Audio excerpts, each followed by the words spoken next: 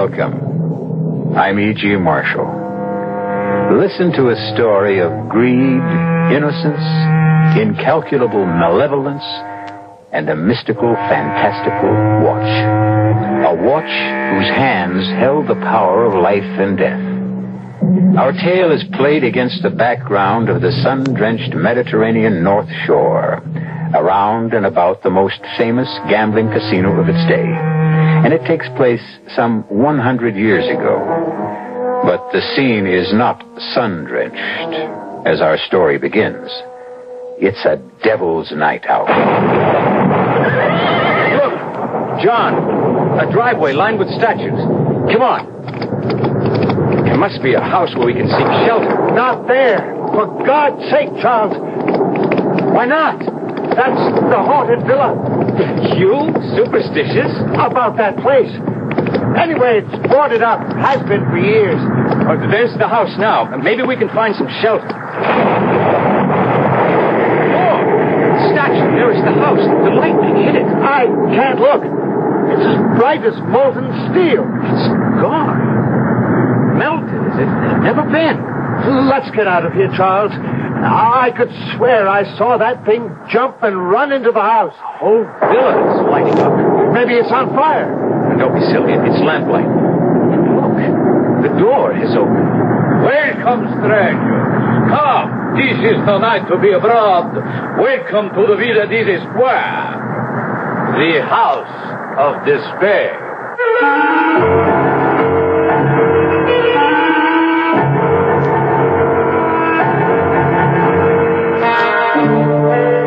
Our mystery drama, The Death Watch, was written especially for the Mystery Theater by Ian Martin and stars J. Gregory.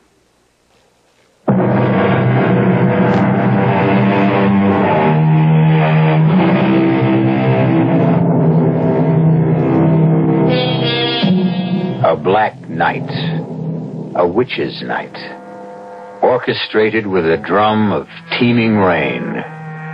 The wind, a wail of violins, the crash of thunder, a choir of cymbals, and the sudden rebirth of a long-dead house, menacingly named the Villa Desespoir, the Castle of Despair. Surely the perfect setting for the strange and terrifying story I shall leave Charles Fleming to tell you in his own words.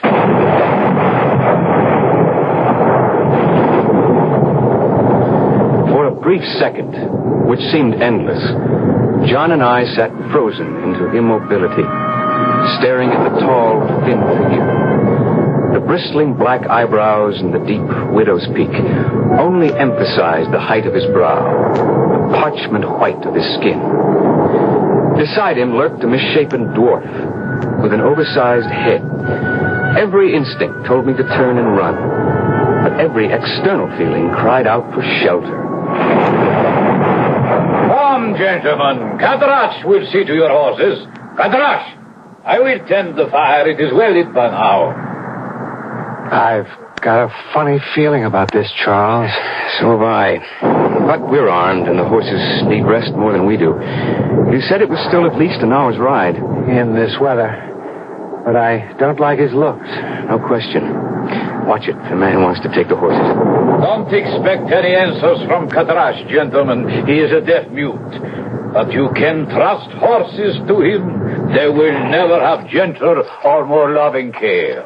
Well, come in out of this bone-chilling rain. You are most kind to offer us hospitality. On a night like tonight, it is no more than human decency.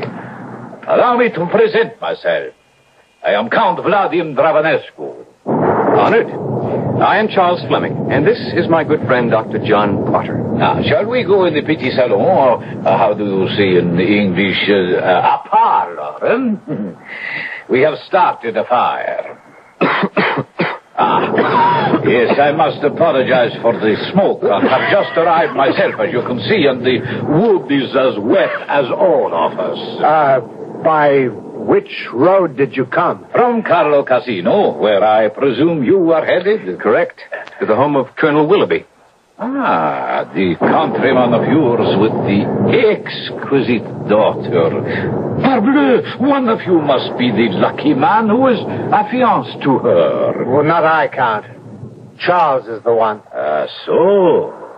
You are the fortunate man. You've lived in these parts long, Count Dravanescu? Oh, scarcely. As you can tell from my name, I'm Romanian. Oh, I visited here many years ago.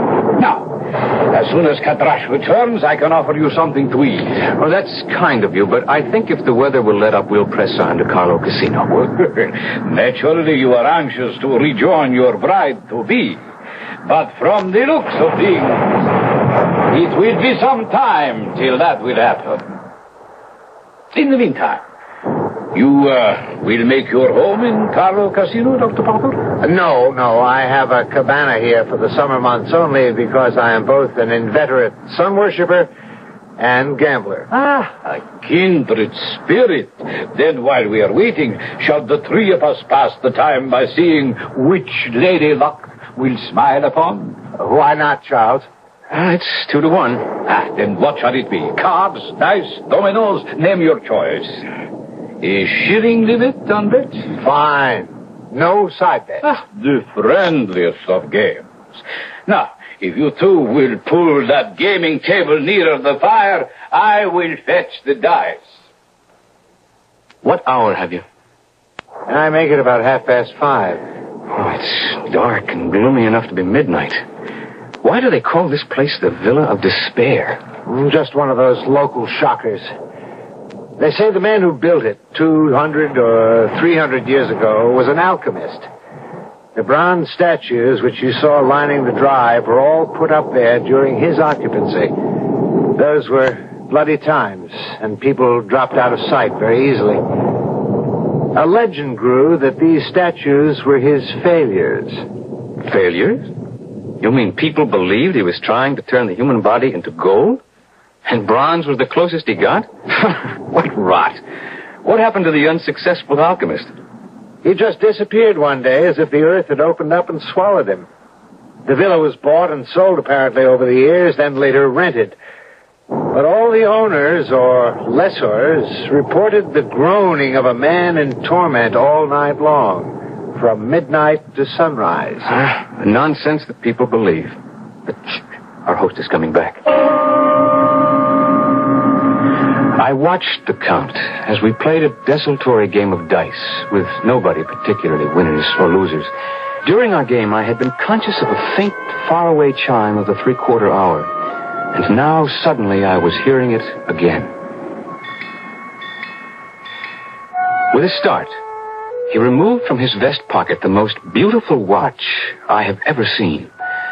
The case made of chased gold set with precious gems. 6 o'clock. My little friend reminds me he must be wound. Time is of the essence, eh? Which reminds me it is for us, too. Whether or no, I have a lady I love too well to keep waiting. And the weather has slackened. You'll be with her within the hour. Ah, fortunate man. I envy you.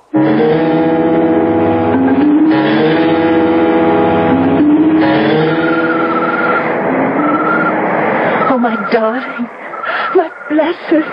My blessed darling Charles. Oh, thank God you're with me again. Claire, beloved, if it hadn't been for your mother's death, we would already have been together, always. Don't. It was clumsy of me. I didn't mean... No, darling. It isn't Mother that troubles me. It's Papa. He's become a different man. How? Well, it's all mixed up with Mother's death and his own lack of interest in life and the evil that surrounds all this beauty like a blight. Evil? The gambling fever. It's a sickness. Father is at the casino every night, wagering wildly and stupidly. I'm almost glad that Count Dravanescu bought the old Villa des Espoirs. Although I must admit, the place and the owner give me the creeps. Yes. For all his charm, there's something uncanny about him. But why are you glad? Well, the Count and Papa play chess. That's scarcely a gambling game. And probably now that the weather has cleared, Papa will be off right after dinner to the Count's villa. Oh, Charles, I've got so much to tell you. Oh, well, I guess for now we'd better go back and join Papa for the meal. Charles, kiss me first. Do I have to be asked? Oh, I hope never. But these days I have such a strange, chill foreboding in me. I need to be sure of your love so desperately.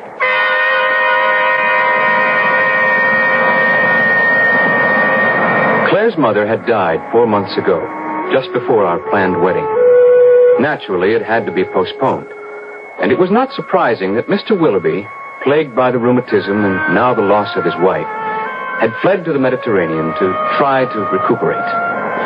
What was shocking and ominous for Claire's and my happiness was what I watched in the following weeks. Claire's father had become a compulsive, obsessive gambler. Our invitations to Villa des Espoirs, in spite of Claire's and my feelings of revulsion for the Count, were always a welcome relief. Till this one particular evening.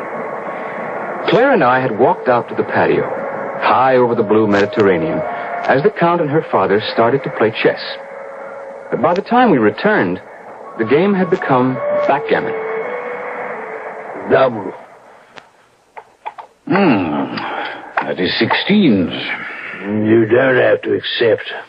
Your position is virtually hopeless. Life is never hopeless, old friend, as long as you have it. I accept the double. F5 and a 2. You have me blocked. Perhaps I was a fool to accept the double. What does it matter? It's only a game, as I said. My dice. On the pair of 5s I just rolled, I must double again. 32, and the odds are insuperable. I would have to be superhuman to win. Wouldn't I? I doubt if even the Lord's help could bring you through. Will you concede? I suppose I haven't mentioned yet that I am a mathematician and a recognized, although amateur, manipulator of cards. I am also an excellent ass under any circumstances. And what I watched happen to my future father-in-law in that simple game of backgammon was beyond all possibility or chance. Double 6s, and that clears the board for me. What bad luck. Any other throw for you except that one deuce would have given you the game. And the stakes were ridiculously high. Shall we just forget it? No. As an Englishman and a man of honor, I pay my debts. How much do you reckon it is in English pounds? At our original stake, about 150,000. Damn. I didn't follow that. I can't cover that in cash. No need. There's every need. I pay my debts. You will have it once I sell my house. But, Papa, you can't do that. We have to live. I'm ashamed. I had no care if I destroyed myself. But I had no thought of hurting you. No, there is really no need for agony. The debt could be satisfied without any harm financially whatsoever. If you are determined to pay. I am determined to pay. I don't see why. It's all so silly. I mean, it's just a game. And Claire! Yes, Papa? I'm asking you to leave us alone. Yes, Papa. We'll be in the salon. Now, sir, what is your proposition?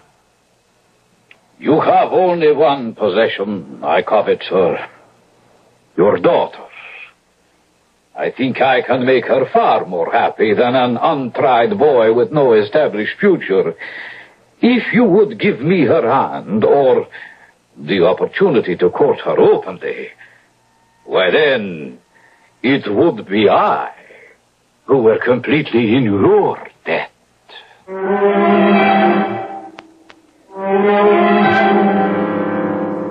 A bargain. Ridiculous today, that could never be struck, let alone even suggested. But 100 years ago? not only possible and frequent, but one to which all parties, by the role of society, were honor-bound to accept. I'll return shortly with Act Two.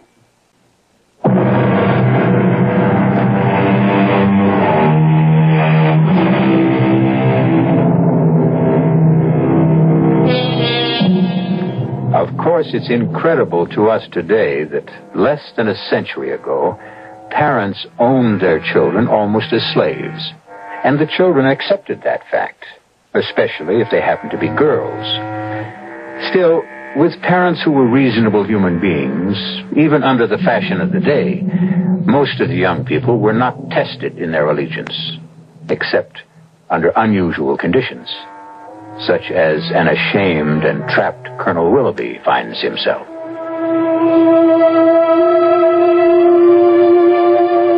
For obvious reasons, I was not present when the Colonel told Claire of his bargain with the Count. Had I been, none of the rest of this story might have happened. I won't, Papa. I won't. You can't make me. You don't have to pay this debt. The Count himself told you. It's a matter of honor. Well, I don't think it's that at all. Charles thinks that the Count cheated you. You can't cheat at backgammon, my dear. Yes, you can well, what did Charles call it? If you switch the dice. Now, even if he could have changed his, as far ahead as I was, it was impossible for him to win without any bad luck with my dice. But Charles says that he could have palmed your dice. Charles says. What does he know about it? Well, he just graduated the head of his College of Mathematics. To be a teacher. A poor enough living at best. But enough. I must pay him the money. Well, sell the house.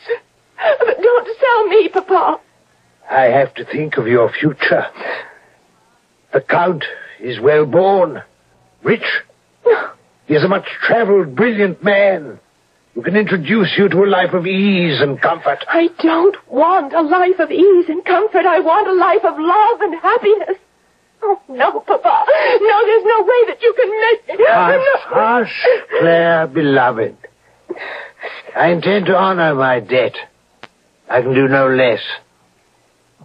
That means I can leave you no dowry. I think we owe it to Charles to let him know that. Papa, Charles and I don't need anything from you. We can take care of ourselves. Charles has a teaching job waiting, and we don't need much as long as we have each other. It's midday. I think I'd take a rest in the study before lunch. Go join your intended, darling. I've interfered enough with your holiday. After Claire had come out and told me of her interview with her father, I had taken some provisions down to the small day sailor and was returning back to the house to pick up Claire and the picnic she had been preparing when the shot came directly from the house, from the area of the study. I started running immediately, and as I reached the terrace, I heard...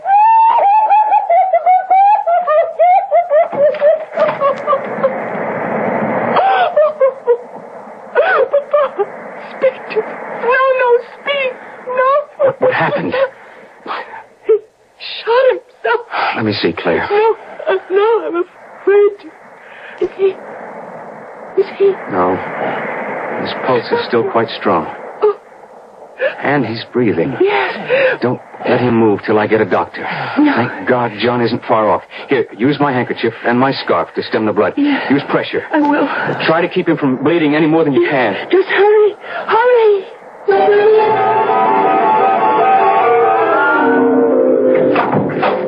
How is he, John? He's alive. He's lost quite a bit of blood, but that's not serious. But he's alive. Yes. Should he be removed to hospital? I don't think that's necessary, or even advisable under the circumstances. What do you mean? The bullet entered the throat, passed through the mouth, and came out near the temple. Don't try to hide anything, John. We've got to know sooner or later. In my opinion, your father will recover But there's been brain damage. Oh, Not unlike an apoplectic stroke. I'd be less than honest if I didn't tell you there will be a high degree of paralysis. In the left side, at the least. Your father will be fortunate if he can ever walk again. is that all? Don't hold back. At the best, you'll need someone to nurse and care for him the balance of his life. I'm sorry, but it's safer to face the truth.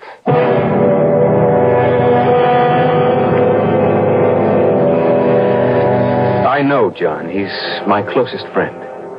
And I thought he was being cautious. But he was telling the exact truth. It was soon enough obvious that Colonel Willoughby would be a helpless invalid for the rest of his life. And to care and house him, there seemed only one normal solution. There just isn't any other way out, Charles. Papa has other debts.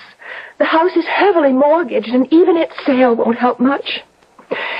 Papa is going to need the kind of care that you and I can't provide for him. I'd argue that. And for sure, there's one thing. You are not going to marry the Count. What else can I do? Although he can't find any way to say it. Papa feels that he's made a marriage contract. I don't understand. I never will. Your father brought all this on himself. Well, he is my father, and I can't abandon him. I'm writing this, my darling, because I am not brave enough to tell you in person. I have signed a marriage contract with the Count that will provide for my father's care for the rest of his life. For 20 years, he has taken care of me. I cannot shirk my responsibilities to offer him the same in return. I am sending this to you by John's hand. Please, for both our sakes, let it be goodbye, for there is nothing left for us but tears. But oh, I love you so, and always will.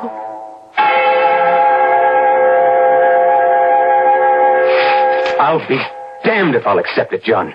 What else can you do? I could shoot the Count.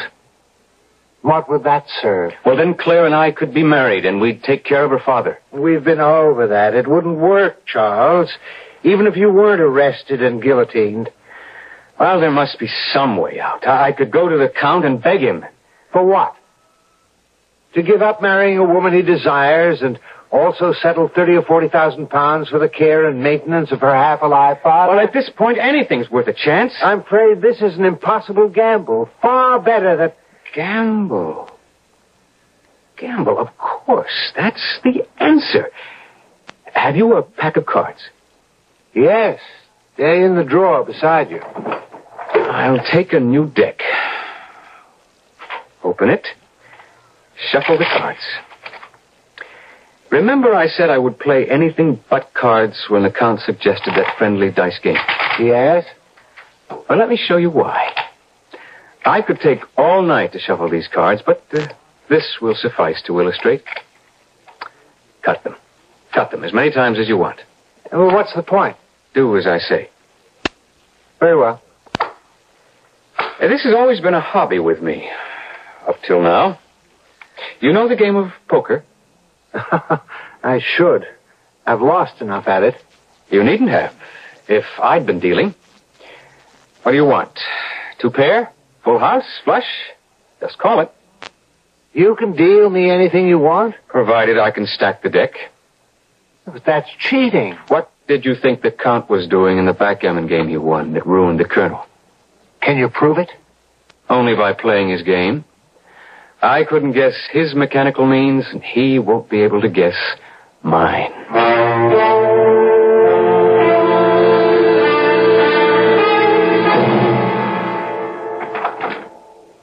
Bad luck that your horse should throw a shoe, but Kadrash will treat his hoof and have him reshod as good as new.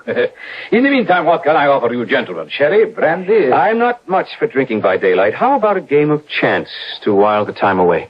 Perhaps, if these stakes are interesting enough? I think I can make them as interesting as you want. As for example? If I win, you tear up Colonel Willoughby's IOU and the contract of marriage to Claire. And if you lose? I give you my life.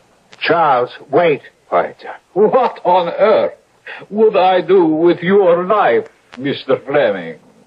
As long as I live, you have no hope of winning Claire's love. With me out of the way is your only chance. Ah, now you tempt me. What is the game? I suggest bluff, or poker, if you prefer to call it that. With a third hand? No, John can be the arbiter, or my second, if you wish. You have Kadrash for yours. It begins to sound more and more like a duel. If you would prefer that. Oh, no, by all means. I wish you no harm. And perhaps you should have your chance. But suppose I refuse? Then I will kill you first, before myself. Dear me, such a fire-breather, pistol in hand. I tell you what, I accept all your conditions, but add one of my own. To the winner goes this watch. The same time we met before, it sounded its delicate chimes. Win all, lose all. Your beloved, your father-in-law's medical care, this watch, as against your life. Oh, the more fool I, but I never can resist the wager. Poker is a game of nerves and minor bluffs, of risks against odds, of learning to sit back and wait, of finding the big hand and losing or winning. If there is no cheating, I played from the beginning for the big kill. My life against all the cash the Count had, plus his papers, plus his exquisite watch with its lovely musical chime.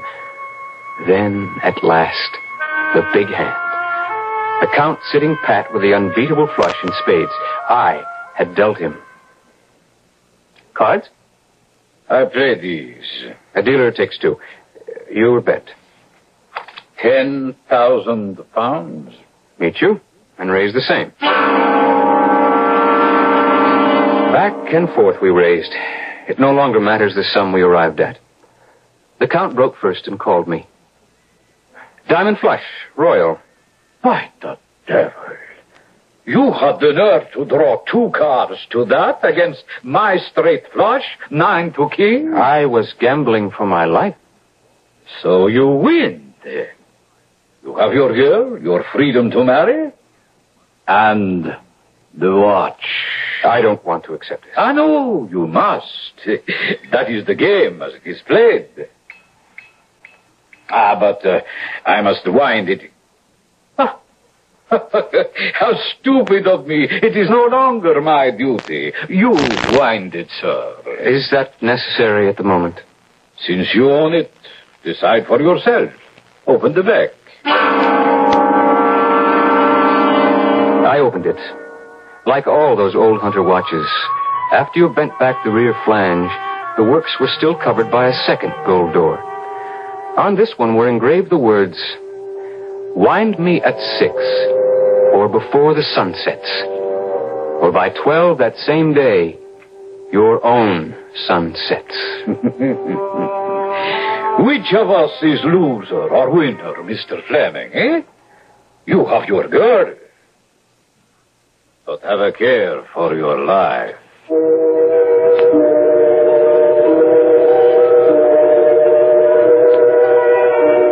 Curiouser and curiouser, said Alice in Wonderland. Stranger and stranger, we can say, as this story turns and twists. Who is Count Dravenescu, really? Does the watch have some magic power, or is superstition enough to create that power in the lovely jeweled watch with its golden hands? I'll return shortly with Act 3.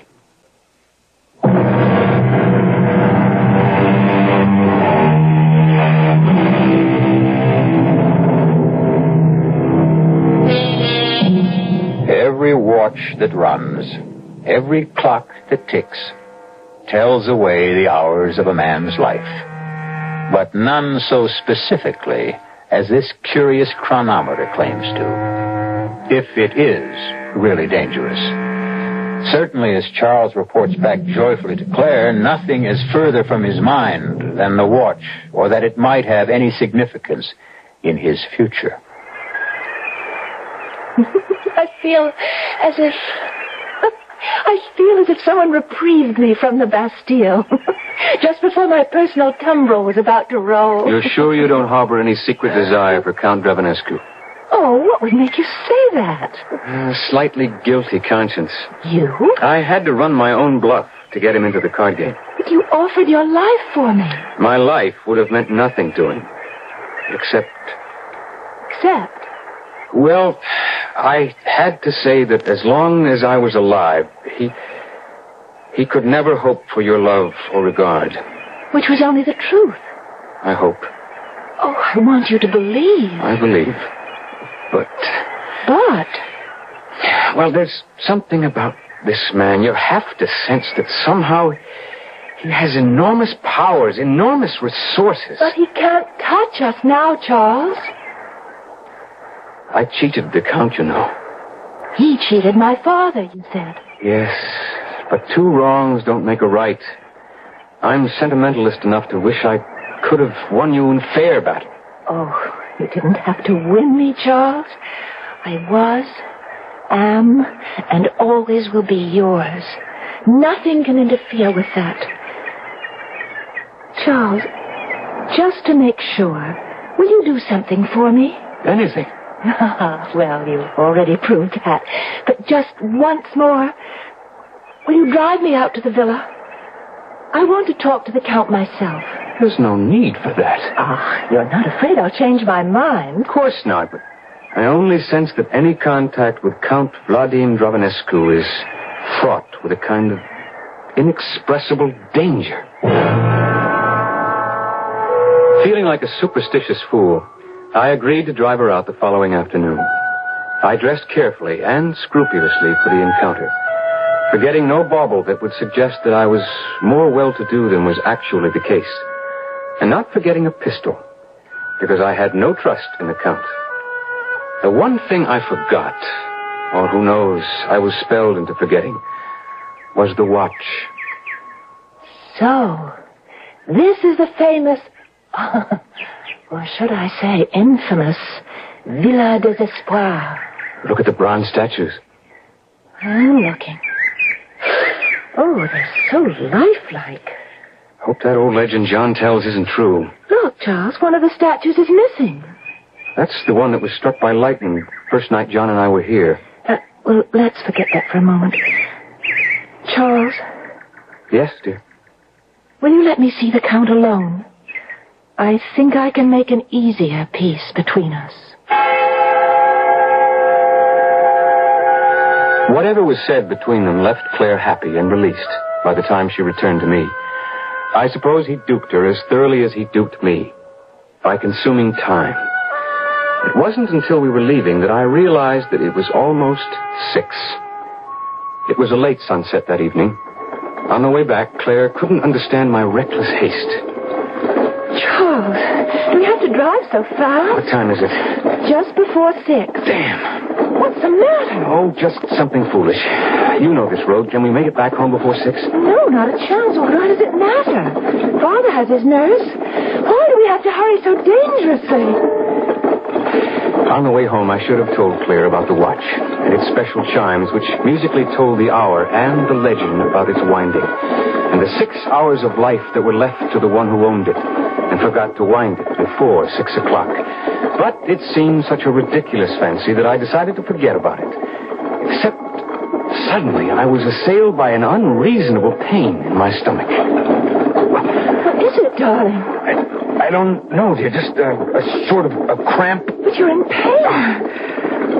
Not anymore. I must have thrown a muscle out of alignment for a moment. I'm fine now. How soon will we be back at the house?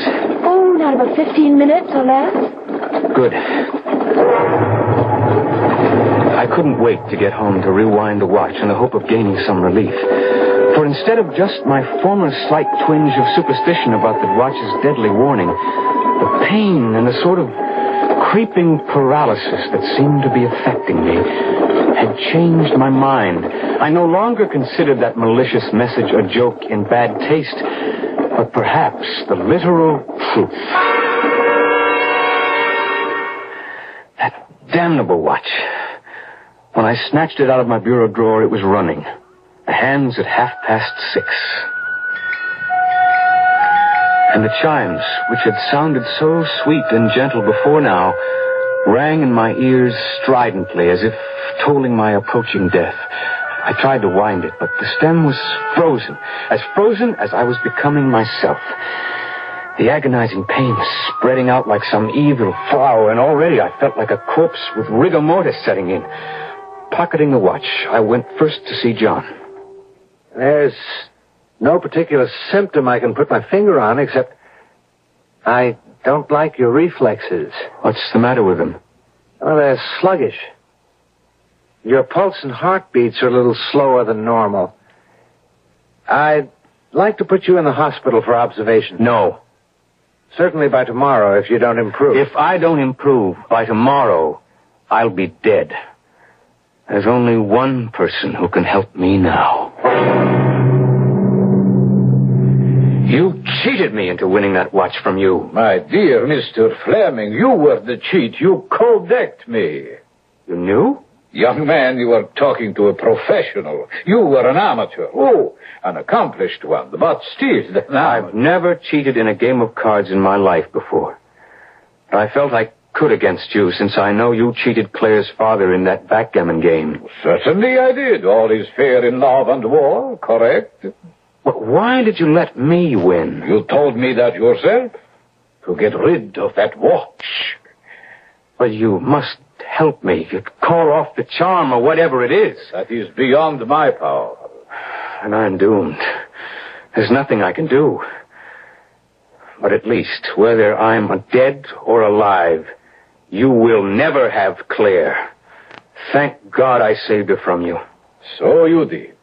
Alas, poor child, she will mourn you, Mr. Fleming. I have no wish to hurt her, so perhaps I can offer you some help. What? How? I have the power to give you an extension of 24 hours. What good is that? Time enough to go to Monsieur Jassinet, the jeweler, first thing tomorrow morning. Have him act as your agent to sell this quickly. Make the price low enough so that someone will be sure to take it as a bargain. I hope I'll last till tomorrow.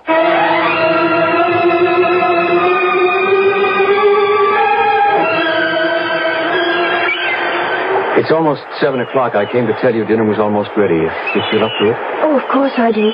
But first, Charles, now that Father is... We're not going to wait to get married, are we? I'm ready tonight. Tomorrow at the latest. Oh, well, I may need a little more time than that. But I'm glad.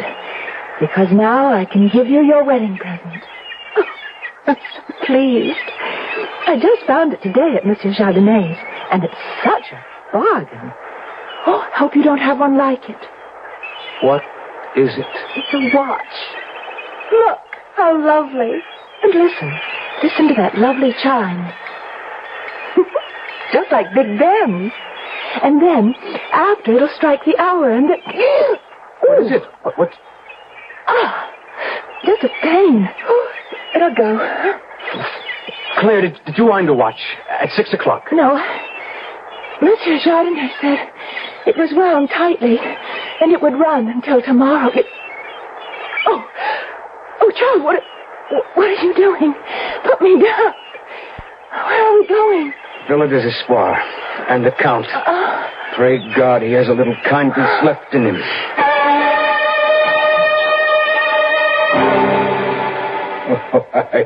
You two little fools to deny me what I want. Whatever I cannot have, I destroy. You refuse to help Claire. Extend her the same time at least you extended me. I not only refuse, I am going to revel in watching your beloved who dared to turn me down, freeze in immobility, like all the other statues that line the driveway. At least I can deny you that. Charles, no! Oh, Charles! No bullet can touch me, Mr. Fleming. No human agency. Then kill me with her. I will not live without Claire. I will be glad to oblige you after you have watched your beloved die in agony. You devil! The Antichrist. That's who he is. But God is on our side. You said no human agency could touch you. But they say God listens to a virgin's prayer. I call on him to strike you dead.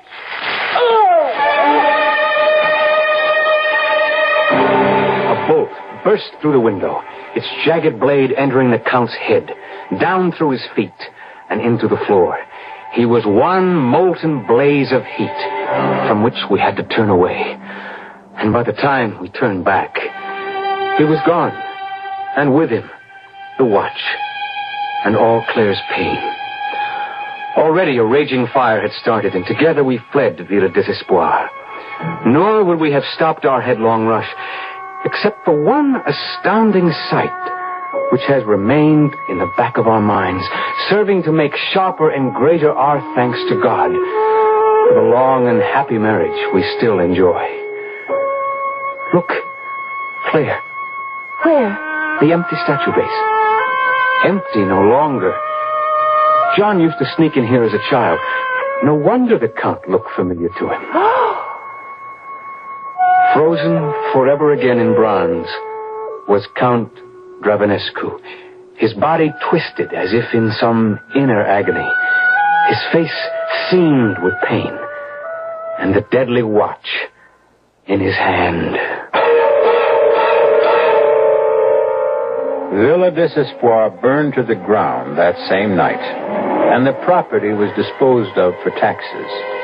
All of the statues were sold, except the one of the Count, which could not find a buyer. And so he stands alone in his eternal torture, watch in hand, waiting for a reprieve, which will never come again. I'll be back shortly.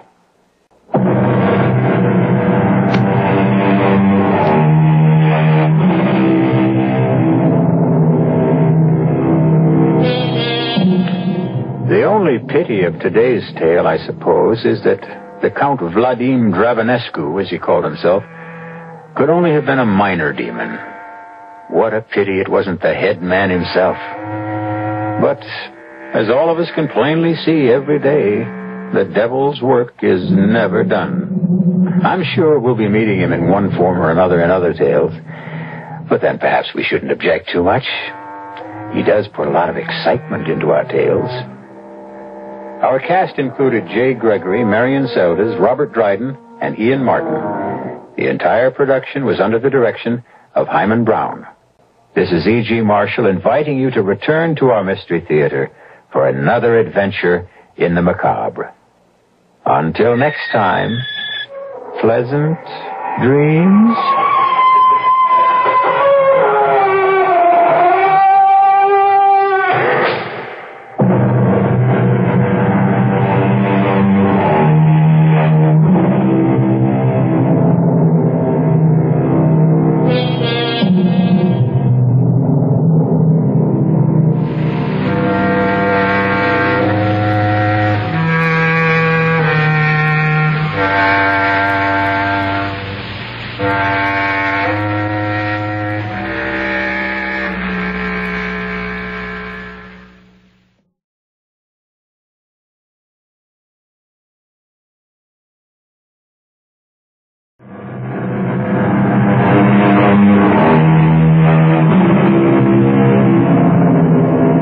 Come in. Welcome. I'm E.G. Marshall with a question. How many of us in small or great degree, live a fantasy life. I don't mean lost souls in asylums who believe they're Napoleon or a poached egg. I'm talking about all of you listening to my words, answering, if you're honest, my question. Confess. Aren't there those unhappy, bruising times when you slam a door on reality and take refuge in a place that never was? There you are safe, you think. Are you? Have you asked yourself what dangers may lurk in that never, never land? None, you answer. You can return to reality whenever you wish. But can you?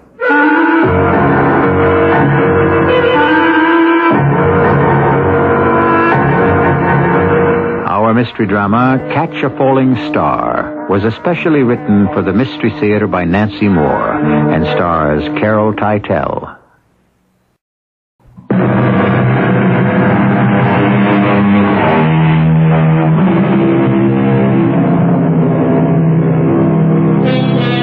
When it happened, this odd story I want to tell you, Miss Mamie was in her late 70s. They say when she was young, she had been pretty, and she still was, with the especially clear blue eyes old people sometimes have, confiding and artless, like a child's.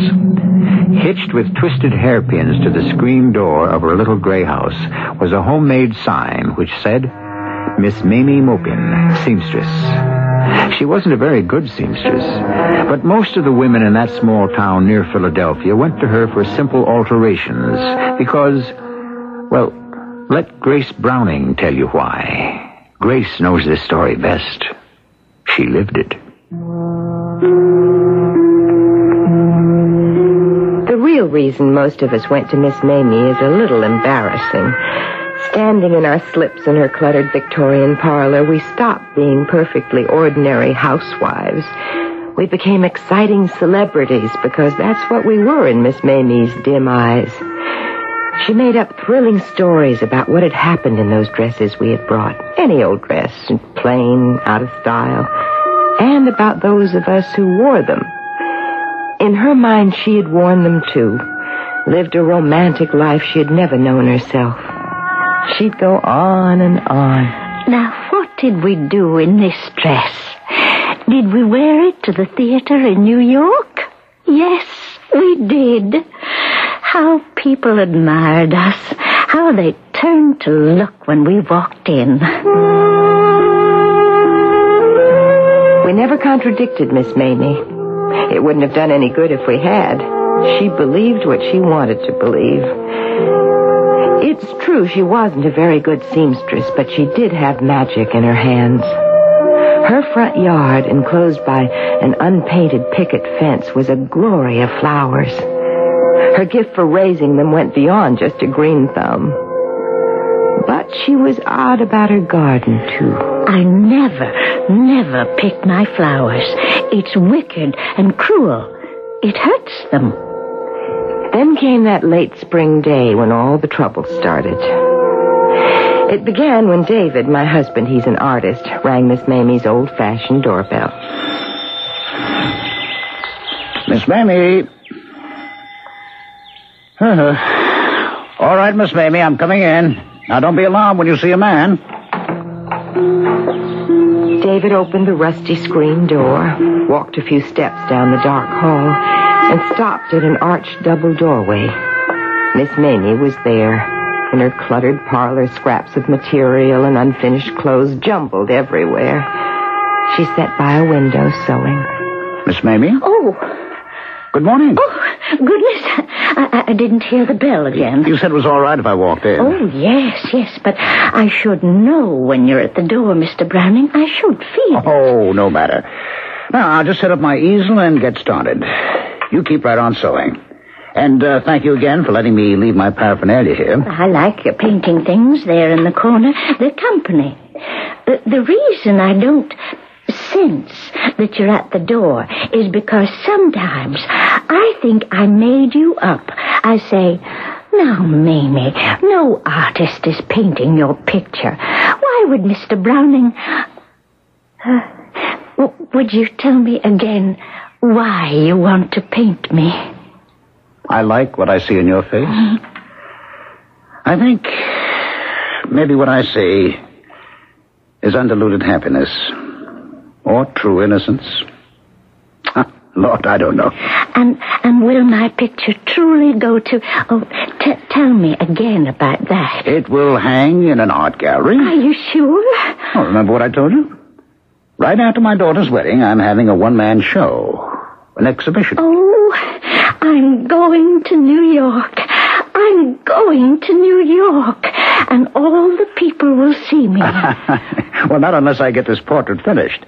Now, will you begin sewing, please? Oh, dear. I haven't asked how Mrs. Browning and Miss Halley are. Oh, they're just fine, thank you.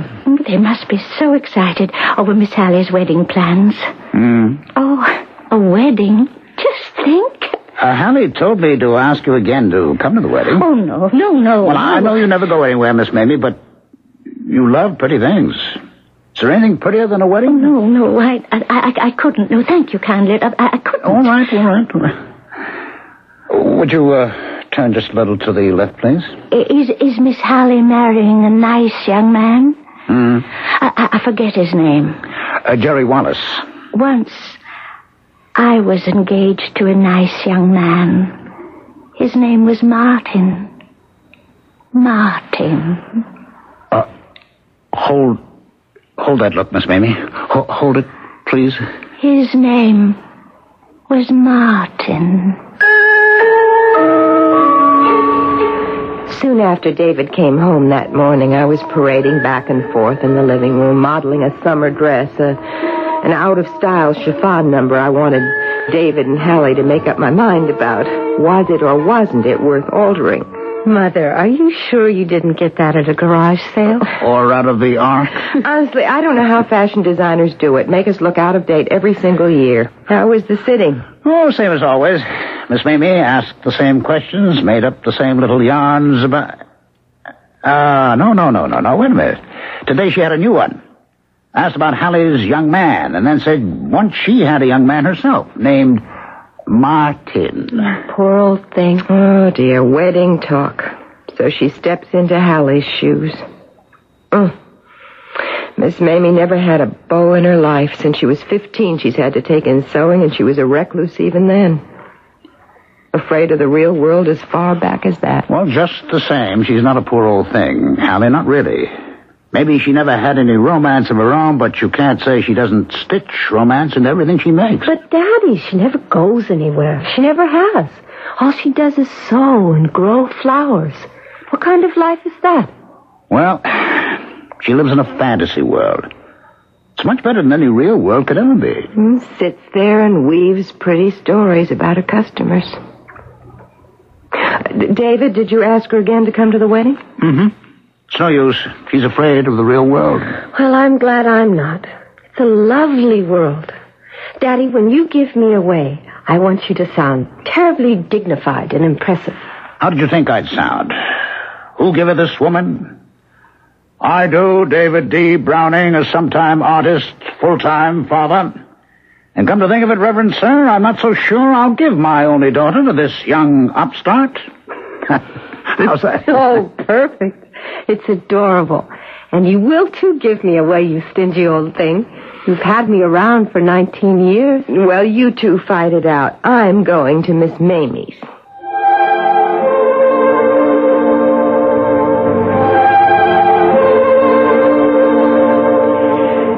Did we wear this dress when we went to Europe, Mrs. Browning?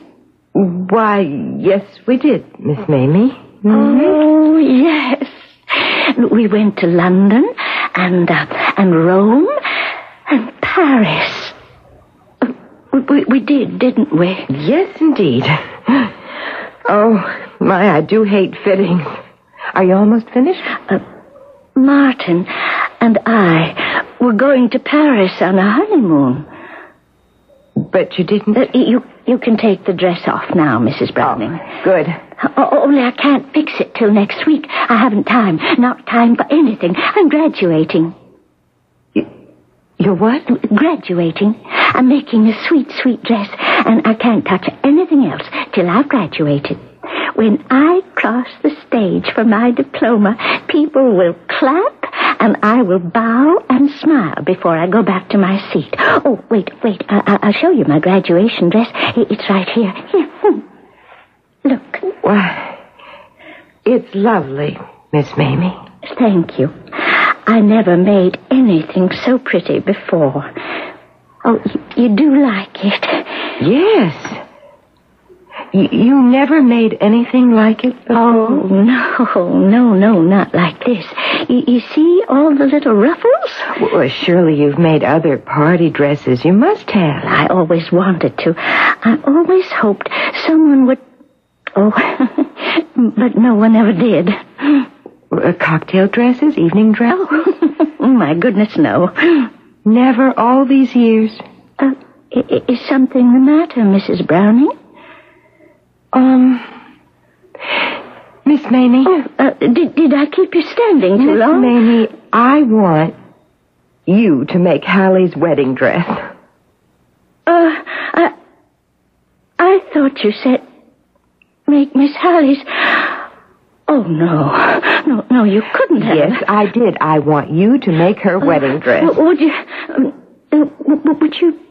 please say that again so I could be sure? I want you to make Hallie's wedding dress. Oh. From the beginning, all of it. The dress, the veil, the train. I'm going to make a wedding dress. Oh, no one ever trusted me with anything so fine. Oh, but I'll sew like I have never sewed before. I will, Mrs. Browning, I promise you. I'm sure you will. I trust you. Now, I'll bring the material and the pattern tomorrow morning. A wedding dress? A wedding dress? Grace, you didn't. Mother, please say you didn't. I can't say I didn't when I did. Oh, what in the name of heaven got into you? David, I don't know what got into me. I think it was just that pitiful little graduation dress. My pitiful wedding dress. Oh, honey, I am terribly sorry. I must have been out of my... Now, wait a minute. No, I am not sorry. I just can't be. If you had seen Miss Mamie's face... You always said even her hems look homemade. And now you let her make... Darling, listen. Now, just listen. I will see that she does it right. Now, there's plenty of time, a whole month. So she won't be hurried. I'll stay close to her. I'll watch every stitch. Nothing can possibly go wrong. Nothing except it'll look like a moo-moo. Hallie, if everything isn't exactly right, if your dress isn't perfect, style, fit, everything, I promise we'll go to New York and buy any bridal gown you want. But I wanted the pattern I chose, the material I chose.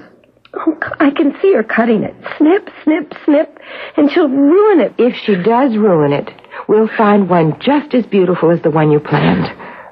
All right, darling? Hallie. All those years, nothing but hems to take up or let down. Seems to let out for people who get too fat or take in for the ones that get too thin. 60 years of making up her fairy tales out of things like that. Now Miss Mamie will have a wedding dress. Oh, what a lovely dream she'll dream out of that. It's all right, Mother. The next morning, when I took the satin and tulle and lace to Miss Mamie, for the first time in living memory, the hodgepodge sewing room was neat and tidy. Everything had been cleared away for the wedding dress, and a sheet spread on the floor.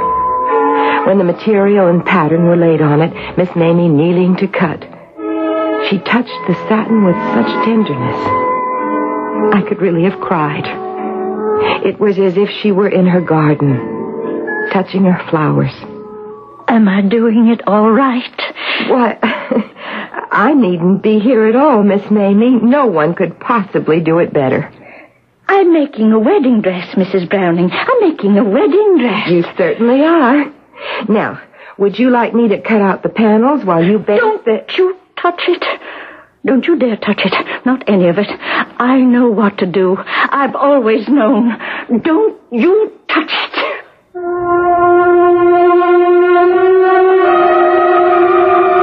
Snip, snip, snip. What a lovely dream Miss Mamie will make of a wedding dress, Hallie said. But dreams can become nightmares. And David said, her fantasy world is much better than any dream world could ever be. But is it? A mind confused can become possessed. Snip, snip, snip. What pattern other than a wedding gown will the scissors cut? We will soon begin to find out in Act 2.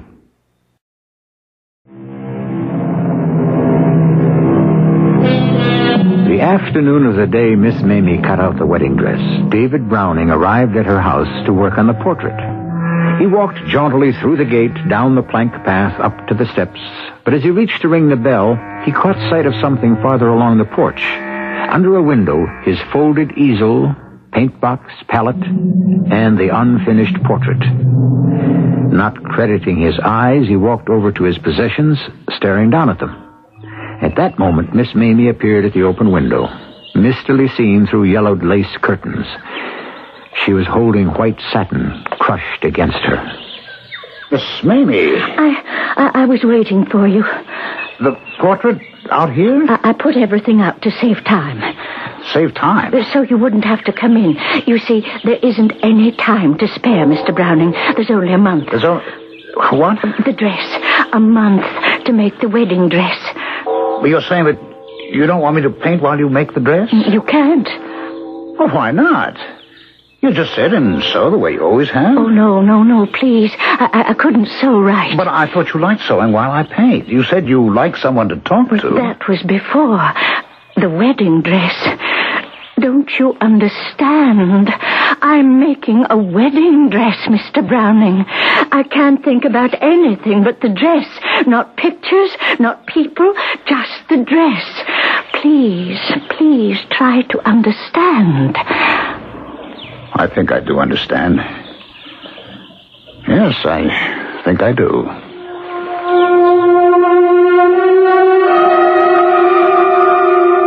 Grace, you've got to stop worrying. There's just no sense in it. I can't, and there is. Almost 2 weeks, and Miss Mamie's done nothing day and night but work on Hallie's dress. Turned down all other work. Sent back what was already ordered by other people, even Sue Wayne's graduation Well, dress. it's what Miss Mamie wants to do, so what's there really to worry about when you and Hallie both keep saying the dress is perfect? The most delicate little stitches. Is so slow, so painstaking, and all by hand. I never dreamed she could sew like Well, I know, sweetheart. You keep telling me, but can't you see she's having the time of her life? But you haven't seen her lately. So thin, David, under such a strain. If only she'd let me help her a little. I understand her fierce jealousy about it, but it's too much work for any one person, even somebody younger. Hey, maybe she'd let Hallie help. Has Hallie ever asked? I don't think so. She's the bride.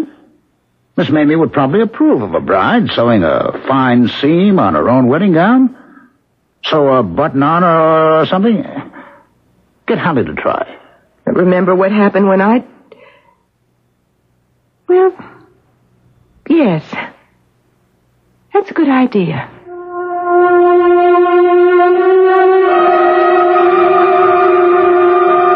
Hallie went that same afternoon. She told me how she stood outside a moment looking at the flowers. At least Miss Mamie hadn't neglected her garden. Surely that was a good sign.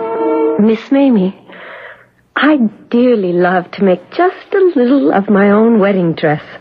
Last night on Long Distance, I talked about it with Jerry, and he thinks I should too. Why don't I just take 2 of the panels home with me? Something's wrong. I'm doing something wrong. Oh, no, nothing's wrong. It's perfect, all of it, everything. Oh, don't take the panels, Miss Hallie. Please don't take them. I'll do them right. I wouldn't hurt them. You know I wouldn't hurt them. Please. I won't take them. I promise I won't. But you said... You said... It was just a notion, not even a good one. We'll both forget all about it. Yes, we'll forget. Thank you. Thank you. Oh, and I have the loveliest idea, Miss Hallie. Early this morning, I was talking to my flowers, and they told me. They said, sew little pearls on the wedding veil like drops of dew on the lace. pearls outlining the pattern on the lace. Oh, I think I'd like that very much. Mm-hmm. Tiny little seed pearls. I have some. They were Mama's. Oh, Miss Mamie, I wish you'd come to my wedding. I mean, don't you want to see the dress in its right setting? The church and "Oh, promise me" and the flowers. Then my nice young man and I coming down the aisle. Why, of course I'll be at the wedding, Miss Hallie. Of course I will. Whatever made you think I wouldn't?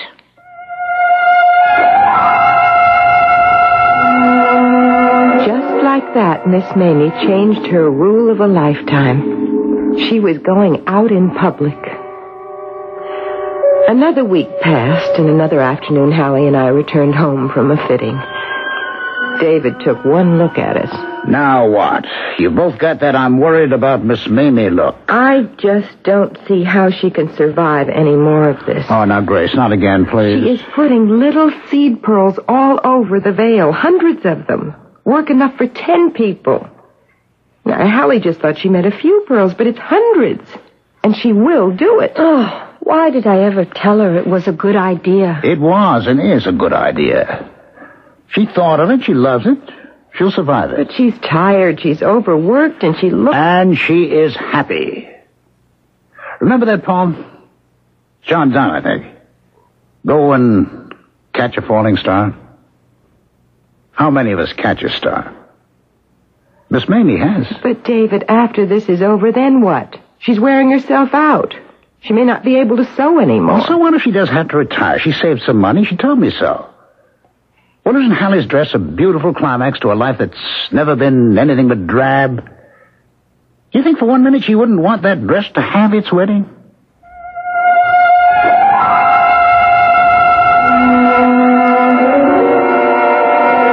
Miss Mamie had promised us the dress 3 days before the wedding. She was miraculously on schedule. The day came for the final fitting. The next day we would take the dress home. I went with Hallie and watched, both of us speechless, while she put the dress on. Miss Mamie fluttering and clucking. Hallie and I could only stare at what was reflected in the mirror. Speak? I couldn't. And finger to lips, I warned Hallie into silence. My daughter stood there and let Miss Mamie pin and tuck, murmur and caress, and we said nothing. When the fitting was over... Now, up over your head, Miss Hallie. Oh, careful. Don't hurt it. There. Now, I'll just go in the other room for tissue paper. I always lay it on tissue paper. I'll only be a minute. Why wouldn't you let me say anything? Hallie, what was the use? How could she? Why? I don't know. I can't think. I'm sick. Oh, my dress. My beautiful dress is hideous. All that junk on it. Ruffles and sequins and fake flowers. And she's recut it. It doesn't even fit anymore. Why would she ruin it like that? She didn't even notice that we said absolutely nothing while you tried it on. Oh, what are we going to do now? We're going to tell her. That's what we're going to do. Well, no, not yet. Well, there are only 3 days left. 3 days, 30 days. It couldn't be fixed. Why tell her it's ruined and break her heart? It was so beautiful. I loved it so. Here she comes. Oh, did you like the little surprises? Weren't they lovely new things I thought of? I didn't go to bed last night, so they'd be finished for a surprise. Yes, they're marvelous, Miss Mamie. Oh, yes. There's never, ever in all the world been such a dress. No, there never has. Miss Hallie, have you still not decided what kind of flowers you'll carry? I thought I decided, but now I don't know. The dress, I don't know. I've decided. Lilies. The dress would like lilies best. Lilies, Miss Hallie. Yes, Hallie, yes. Yes. All right. Lilies. Oh, and Mrs. Browning, will you let me give my flowers to decorate the church? But, Miss Mamie, you You don't believe in cutting flowers. You said it was wicked. You said it hurt them. Yes, but this is different. Flowers love to be at weddings. Oh, please let me give them. I've been tending them just like the dress. Please let me give them. Thank you, Miss Mamie. We would love to have them. Thank you so much. Well, there's nothing to thank me for. It's why I've grown flowers all these years. So a wedding dress would... The dress. Only one more day. One more. Tomorrow it's finished. You go now. You come tomorrow. Yes, tomorrow. At 4 o'clock. Everything will be ready at 4 o'clock. Yes. Goodbye, Miss Mamie. Goodbye, Miss Mamie. Well, she doesn't hear us. She's gone somewhere we can't go. Come, Hallie. We left Miss Mamie caressing the wedding dress, holding it against her cheek. We went out of the rusty screen door, down the rotting steps, and we stood there. The flowers. Never so lovely. They are for a wedding. At least she didn't ruin the flowers. No. Only my dress. We were so worried about taking it away from her. Now she can have it forever. Darling, we will find a dress. Now, there's no time to have another one made, but time to go to New York and buy one just as beautiful. There isn't one as beautiful. There is, and we will find it. Only how do we tell Miss Mamie hers won't do? No matter what she's done to it, she's worked so hard and she loved it so.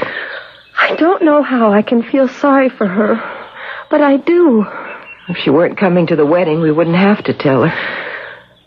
But she is coming. Why don't we say, you decided to wear a suit, a white silk suit. That way we wouldn't have to criticize the dress. Then I'd have to wear a suit, and I won't. I just won't. My dress is ruined, and I won't have my wedding ruined, too. All right, now, you're right. Of course, a suit won't do. Would the best way be not to tell Miss Mamie at all? We take the dress home tomorrow, pay her, thank her, let her be happy and proud as long as she can. Happy for 3 more days? Go and catch a falling star. She caught a star, but when she held it in her hands, she tarnished it. We always thought her fairy tales were harmless little games. They weren't games. She's not right in her head. And now she's on the edge of... Yes, she is. Her eyes, did you notice? They glittered like the sequins on my dress. No matter what we do about the dress, her heart will break. And will we push her over the edge?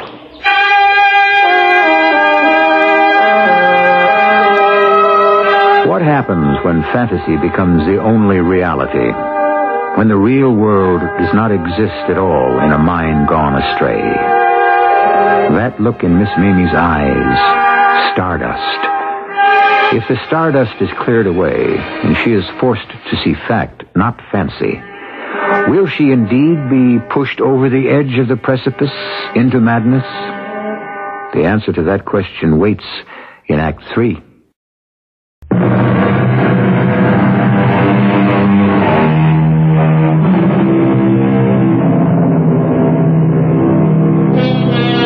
Yes, it was the poet John Donne who wrote Go and Catch a Falling Star, followed by the lines, Tell me where all past years are, or who cleft the devil's foot. And we are reminded of Miss Mamie's lost years. Then we're constrained to ask if the devil is indeed part of what may come to pass when satin and lace and tulle are pronounced unacceptable. Grace and Hallie Browning had no solution for the problem of a blighted wedding gown. But David Browning had not the slightest doubt what should be done, and said so. She has to be told. You'll go there tomorrow and you'll tell her Hallie can't wear the dress. David, how can we? How can we tell her it's ugly? No. We'll think of some excuse. What possible excuse will make up for what we're doing to her? That dress is her life. The only thing in the world that matters to her. Well, just the same, you'll tell her. Daddy, if you think it's so easy, you tell her. I didn't say it was easy. I said she had to be told.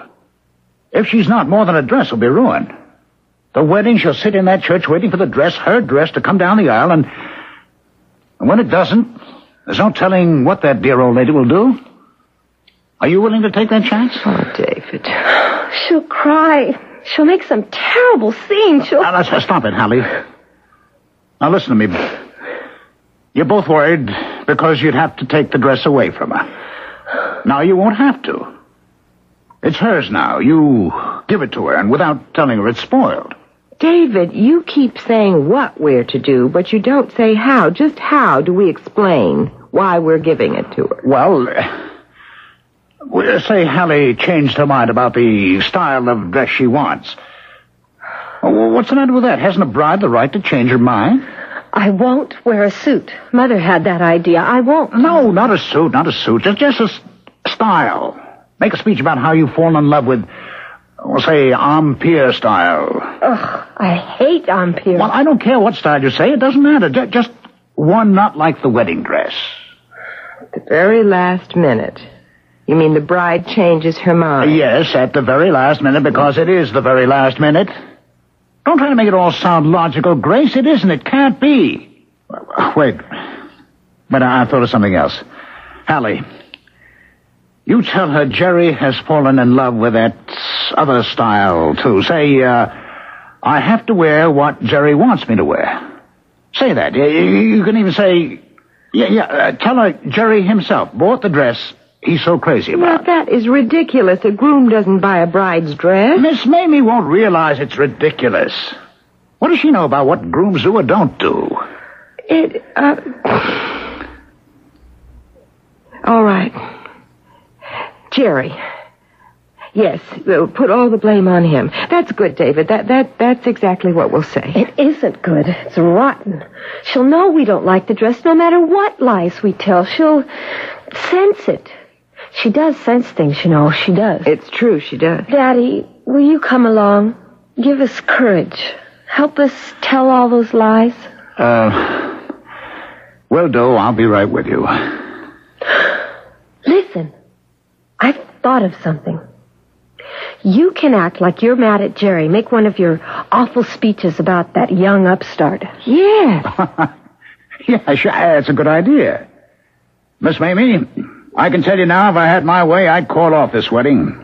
It's plain to me that this Jerry Wallace is an overbearing young tyrant, and very likely will ruin my daughter's life. Daddy. All right, we're making progress. Yes, we are. Oh, Hallie, that was a brilliant idea. I'm so glad you thought of it. Oh, my poor Jerry. Villain of the piece. Your poor Jerry is a hero. He's saving the day. Yes, the whole charade will work out fine. I wish I could be sure of that. I can't. Any more than you two can. I'm only sure that we've got to tell her.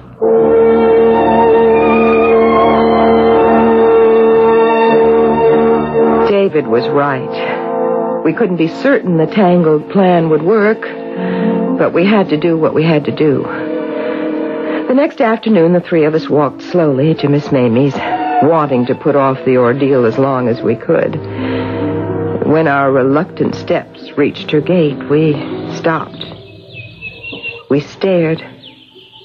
We couldn't believe our eyes.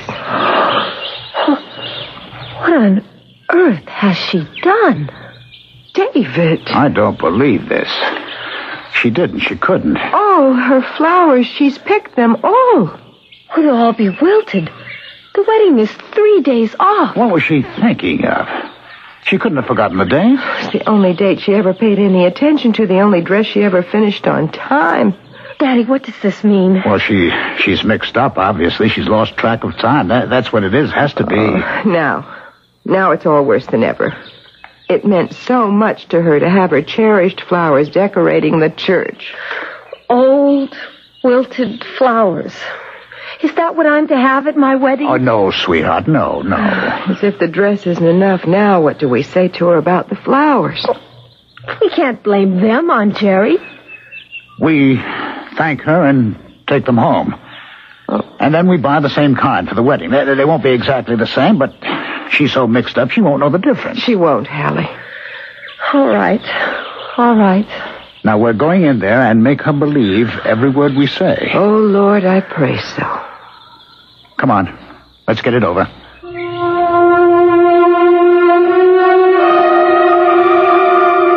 We went in the front door.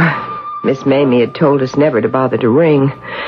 We walked down the dark hall and turned into the parlor. Once again, we stared.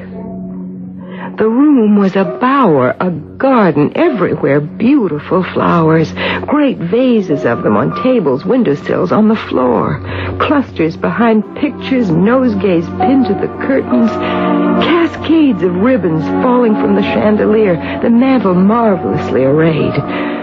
And Miss Mamie, nowhere to be seen. What does it mean? Why on earth has she done this? What is it for? Daddy? I don't know why. Now, wait. I think I do know. It's a pathetic celebration. Because the wedding dress is finished. It's a kind of art exhibit. The talented artist displaying her flowers. Her dress. I think it's all in honor of the dress. Remember, Hallie, she said everything would be ready at 4, not just the dress, everything? Everything meant all this, too. And everything gets worse and worse and worse. Now what do we do? Now, darling, don't cry. Now, please don't cry. But, Mother, she did want her flowers in the church, so why did she use them all in her house? All of them. She could have left some outside. She could have divided them. She could have, but she didn't. But I don't Hallie, dear, don't try to understand. It can't be done. No, it can't. We'll just tell her they're beautiful. Where on earth is she? Well, find her. Just find her. I can't stand any more of this. I want to get it over with and get out of here. Yes, so do I. Miss Mamie? Miss Mamie? Maybe she's ill. Maybe she... Oh. She was there. Miss Mamie, standing in the archway, smiling. She was wearing the veil and the wedding dress. Its satin train spread like a great white flower about her feet. In her arms, lilies. Almost, she looked young, serene, happy, radiant. A bride. Welcome to my dear friends. Miss Mamie. Please, sit down with the rest of the guests. The minister will be here very soon. And so will Martin. So will the bridegroom. Miss Mamie. Oh, no, Mr. Browning. I'm so sorry, but I daren't stay here and talk. Martin mustn't see his bride before the ceremony. It's very bad luck. I'll go now and wait in the next room. He'll be here soon. My beloved will be here soon. Oh, my. No, Grace. No, Hallie, it isn't sad. It isn't tragic. Oh, David, how can you say that? It's pitiful. It's terrible. No, not if you see with Miss Mamie's eyes. Don't you see she's lived a whole life while she made the wedding dress? A life she never had? While she sewed, she was a young girl, courted and loved, proposed to and promised. And now at last, after waiting so long, She's a bride. She really did catch a falling star and kept it untarnished.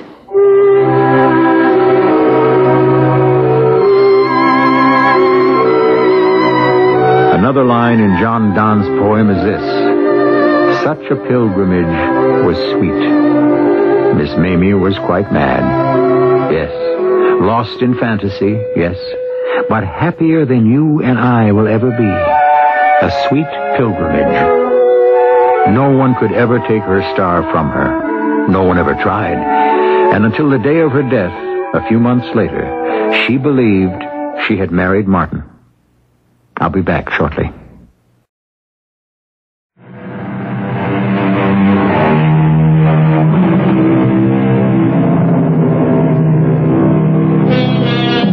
Would you like to know what happened at Hallie's wedding?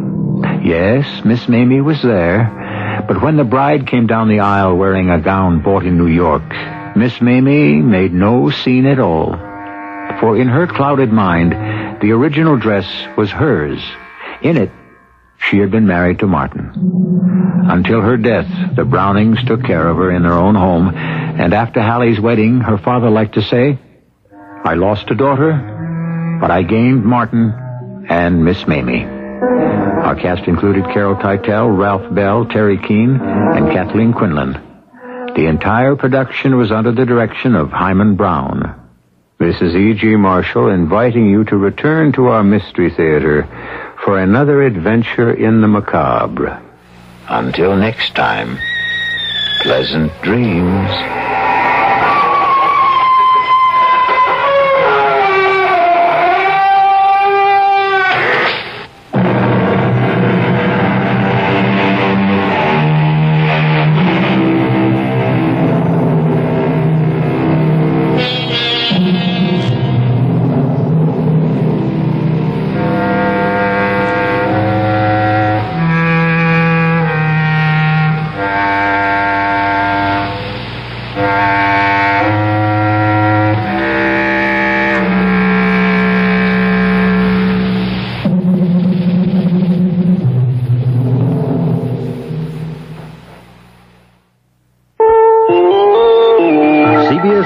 President Carter scores congressional attempts to restrict gasoline rationing authority.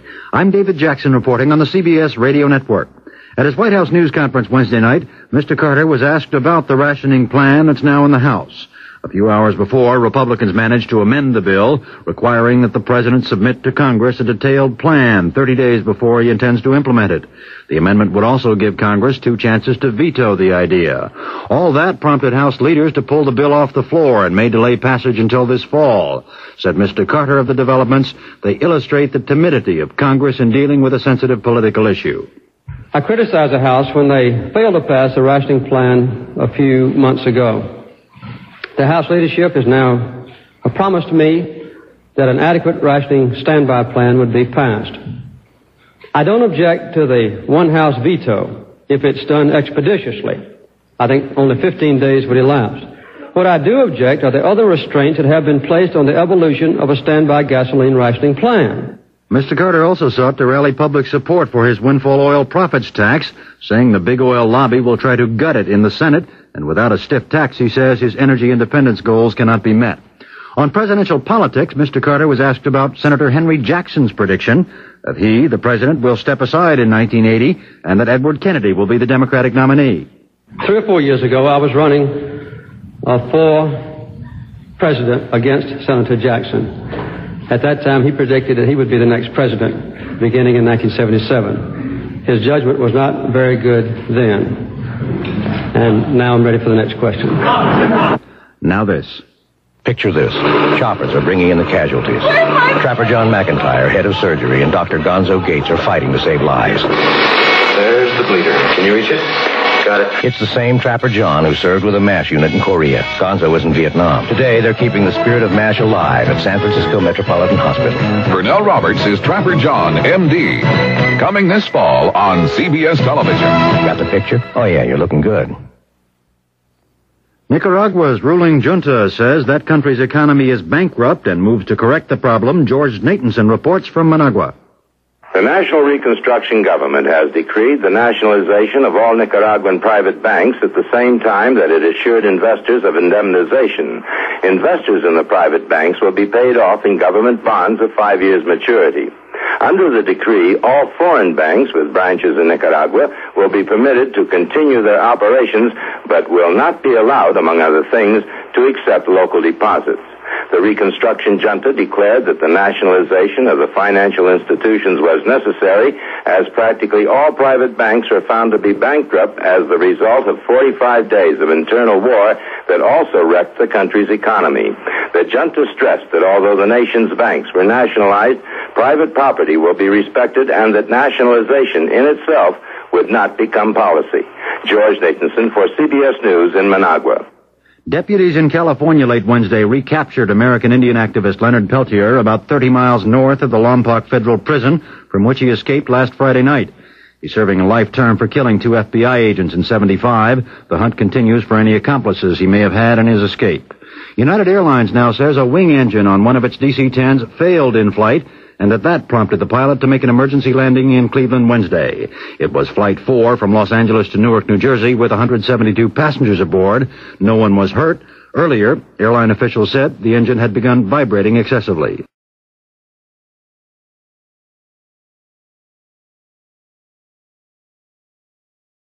The CBS Radio Mystery Theater presents...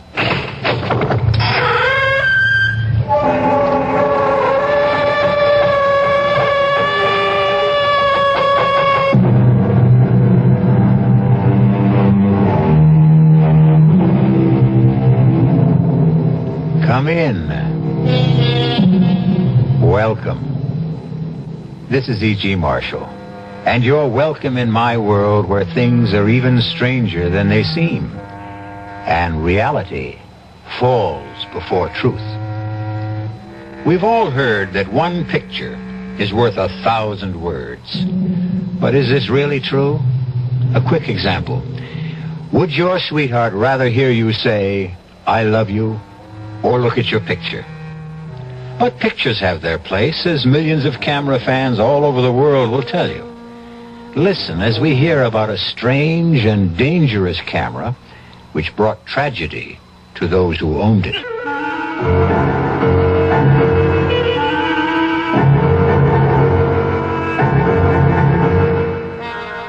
Our mystery drama, Die, You're on Magic Camera, was written especially for the Mystery Theater by Murray Burnett and stars Nick Pryor and Terry Keane.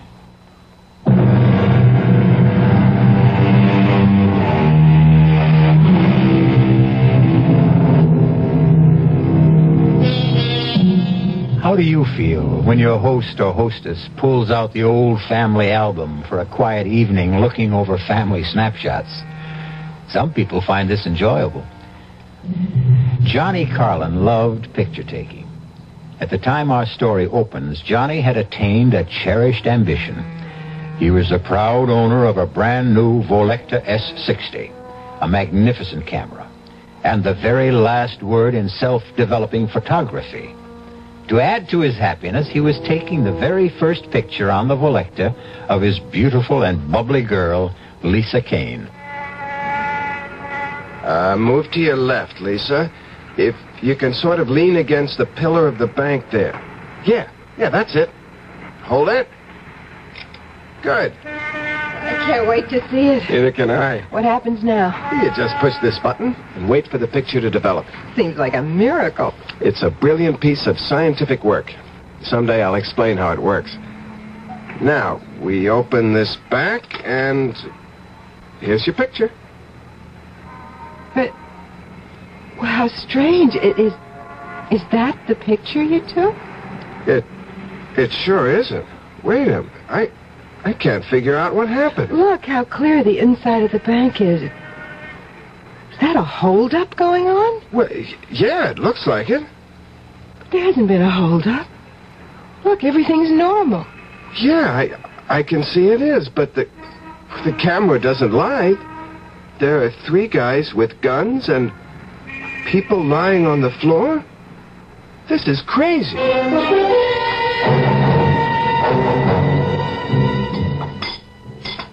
I know what I did about breakfast before I met you, Lisa. You had coffee and Danish and some greasy spoon. Remind me to chalk up another reason for us to get married. It'll be more convenient for me to have you in my kitchen than for me to come over to your place every morning. I'll remind you. Hey, Lisa, look at this. Intercoastal Trust held up by 3 bandits who escaped with $30,000 in cash and negotiable securities. Johnny, isn't that the... That's the bank where we stood when I took that picture. What does it mean?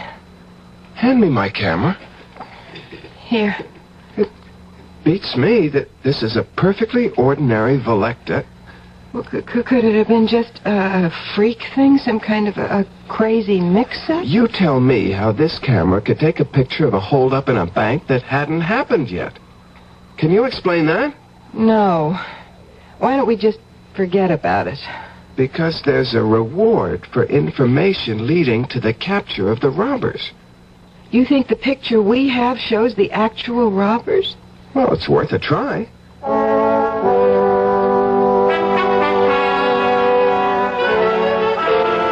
Inspector Barrett, 45th Precinct. Can I help you? Yeah, I'm calling about the Intercoastal Bank robbery yesterday. I think I have something that'll help. Thank you for calling. What do you have? Well, I can't tell it over the phone. Why not? Because it's a photograph. A photograph? Yeah, I was taking a picture of my girl outside the Intercoastal Bank yesterday, and somehow I got a picture of the holdup. Where are you now? My office is 1 Central Park South. I'll be there in an hour. The name is Carlin Communications. I'm John Carlin. See you in an hour, Mr. Carlin, and thanks. You didn't say anything about the reward. There's time for that when I get him in the office. You expect anyone? No. You'll forgive me, but the door was open. What, that's impossible. I always double lock that door. We're all forgetful at times. You're John Carlin. Who are you? My card. Volecta Camera Corporation, Nicholas Scarlett, sales representative. Yes, Mr. Scarlett? I'll come straight to the point, Mr. Carlin. Our records show that you purchased a Volecta S60 on the 27th of this month, correct? That's right. Well, it was our mistake. No question about it. A very grave error. That model was sold to you by some stupid clerk. It is an experimental camera that should not be on the market.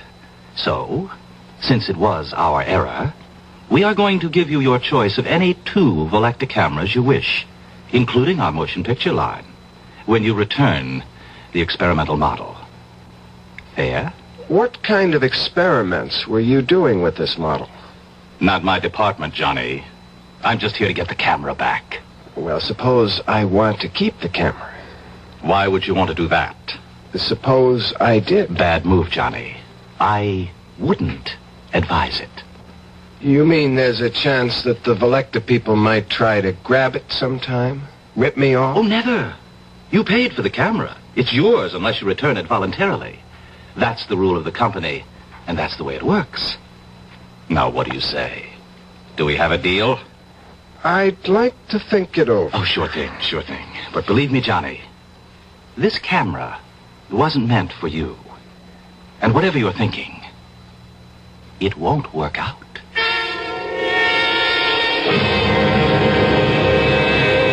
When did you take this shot, Mr. Carlin? Well, I don't remember the exact time, Inspector, but it must have been during the robbery. When else could it have been? I don't know. But maybe you can explain how it is that the faces of the hold-up men are so sharp and clear. Well, the Volecta S60 is a marvelous camera. Yeah, it must be, since the bank camera shows that the men were wearing stocking masks. Johnny, I don't know what you're trying to prove, but I've got to get out of this hotel lobby. Can't figure it out. It just doesn't make sense. Every single one of these pictures came out just the way I took them. Well, why shouldn't they? Well, how do you explain that picture in front of the bank? I told you, it was a freak, that's all. Come on, let's get out of here. Well, maybe you're right. There's a phone over there. You sit in this chair while I call Scarlett and tell him I'm ready to make the deal. Okay, but make it fast. 1 minute.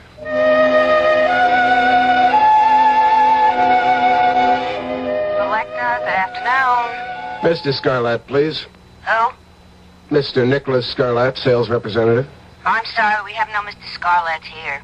No, you must have. I have his card right here. It says Nicholas Scarlett. I'm sorry, sir. There's no Mr. Scarlett working for us.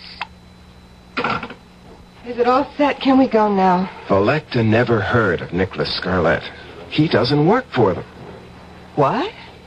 Well, that's impossible. He offered you... He's a phony. He just wants the camera. I've got to figure this thing out from every angle. Johnny, I'm tired and I'm hungry. I just want to get out of this hotel. Okay. On our way out, I just want to take one more shot. Johnny, that's an empty passenger elevator. I can see that. Okay, there. Now let's go. We'll look at what comes out in the restaurant.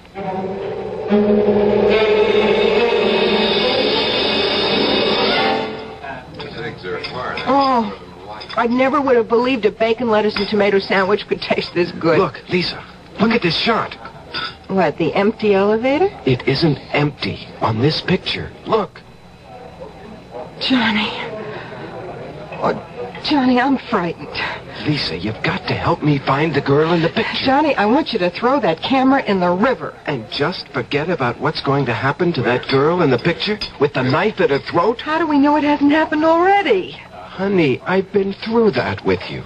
The first picture showed a robbery that was going to happen, and it did. Now we have a girl and a man in a hotel elevator, and the guy has a knife at her throat. We might be able to stop that from happening. Oh, we don't even know who she is. She's probably a guest at the hotel. One of the desk clerks should recognize her picture if you show it to her. This picture? I can't show them that. No, of course not. But I can crop it so that the man with the knife Johnny, is out. It's no use. I don't want to go around asking about a girl I don't know. I don't want anything to do with that camera. I just want you to get rid of it. Lisa, do you want to throw away $1 million? Johnny, you sound like a stranger. I don't even know you. Why do you talk about $1 million? What's this picture got to do with... Don't you see the possibilities that exist with this camera? I can predict when a crime will occur. I can also show the face of the criminal.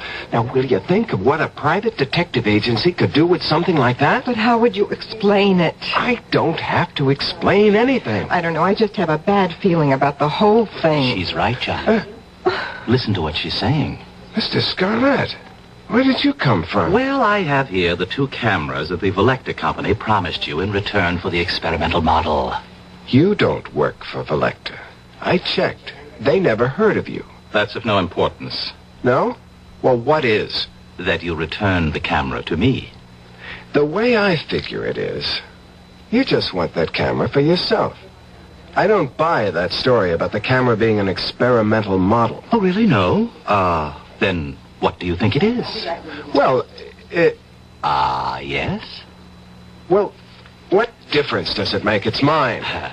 Unfortunately. Look, I've had about enough of you, Mr. Scarlett. Now, we have work to do, and if you'll excuse me... You'll find what you're interested in this newspaper, on page 3. Unknown assailant stabs girl in hotel elevator. Johnny,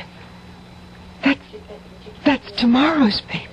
Oh, just an early edition. It will be on the streets in 2 hours.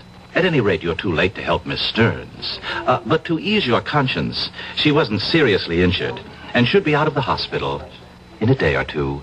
What hospital? It doesn't say here. And how do you know so much? Oh, you know, it's always embarrassing when we're forced into this position, especially in this atomic computer age, but I see there's no help for it. Now, through an error, a piece of equipment used by my organization has come into your possession. I don't think it's necessary to explain that this shouldn't be in the hands of any mortal. Hold it. Hold it right there. You said mortal. Are you trying to tell me that you're not a human being? Johnny, be careful. Come off it, Lisa. Now look, Scarlett, if you're the devil and you want my camera, you'd have no problem in getting it. You wouldn't be here asking for a swap, practically begging me to give it to you? Ordinarily, you'd be right. But there are unalterable rules which govern my organization, and one of them is that when a mortal makes a legitimate purchase from us, we're bound to a bargain. We can only ask that he return his purchase of his own free will. Now that I've revealed this much to you, I suggest that you take the... No deal, Nick. Or whatever your name is. You made a bargain, and you're stuck. May I make one correction? It is not I, Johnny, who is stuck, but you, who are doomed.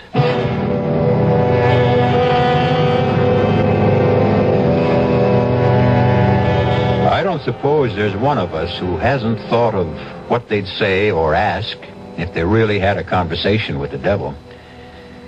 You know, I like to believe that most of us have at one time or another, but that we somehow either didn't recognize him or didn't believe him. I'll be back shortly with Act 2.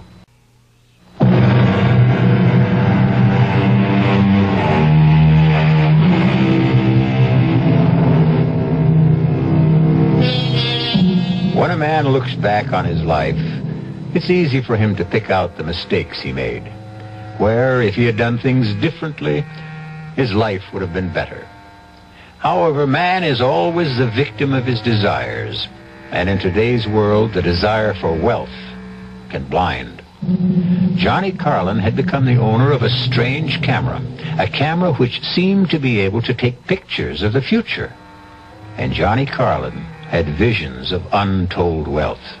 He had also been warned, but greed has its own way of muffling warnings. I hate all of this. I wish you'd give it up, Johnny. I can't stand all this lying and maneuvering with people who are calling for help. Who's lying? We can deliver.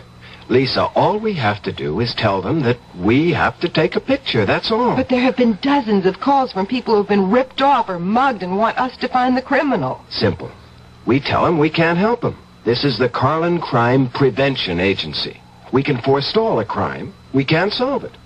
You don't have to do anything except tell them the truth. All right? Now, what have we got today? You must be kidding. Here, look. Here's just a few of the latest messages. Huh? Banks? Hey, these are good. Banks will be regular customers when we get set up properly. Nothing. Hey. Andrea Scudder. Well, what do you know? You know her? Well, the same way you do.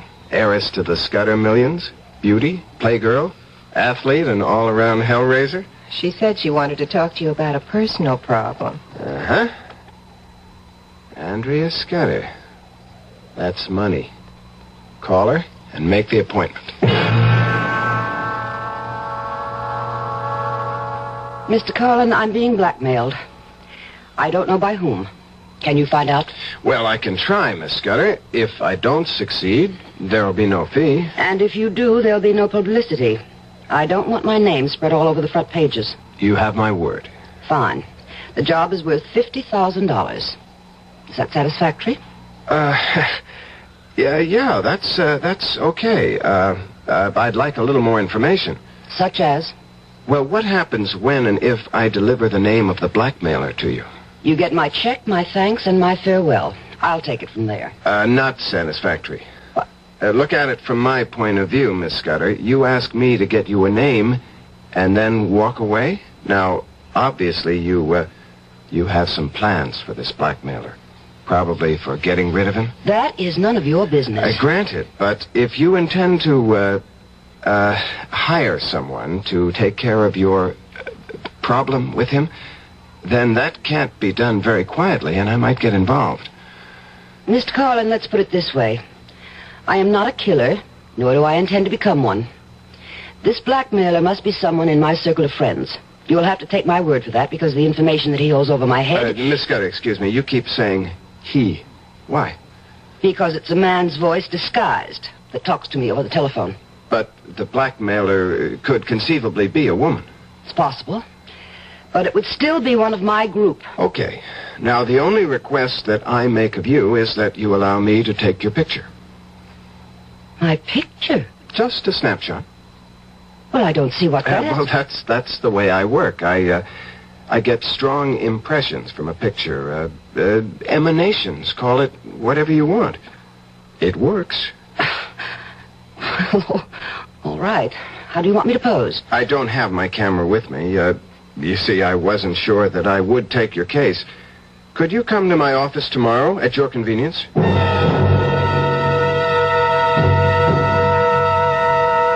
Full face, if you please. Whatever you say. Thank you. That's it? That's it. Thank you for coming to the office. Well, what happens now? Well, I'll study the picture and hopefully get some vibrations which will enable me to name the blackmailer. How long do you think it will take? Not long. I may be in touch with you this afternoon. All my instinct tells me that this was a waste of time. But if it doesn't work, it'll cost me nothing. Exactly, Miss Scudder. See you later. I hope. You will, Miss Scudder. You certainly will. Lisa? Yes? She's gone. Come on. Let's see what the picture looks like. I don't know what you expect to come out of this. What is it? She said she wouldn't. She said she wasn't a killer. Who's the man? I've never seen him before. But from the looks of this picture, she's pumping a few bullets into the blackmailer.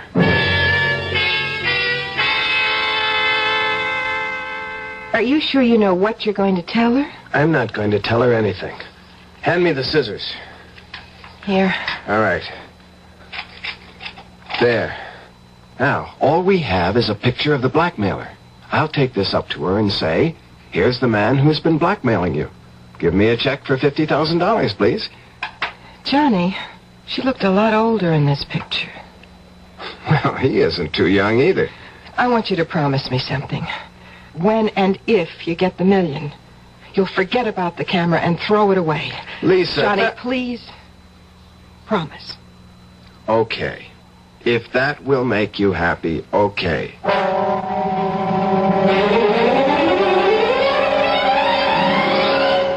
Come in, Mr. Carlin. I must say you work fast. The picture did the trick. Yes? And you have the name? No. But I have his picture. His picture? Here it is. You can probably put a name to it.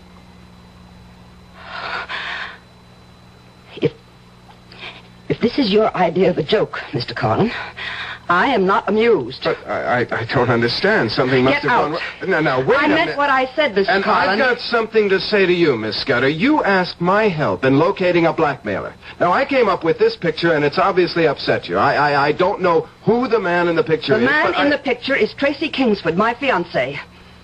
Your fiancé? Exactly. And I know he isn't the blackmailer because he could and will have half of everything I have when we marry next month. But...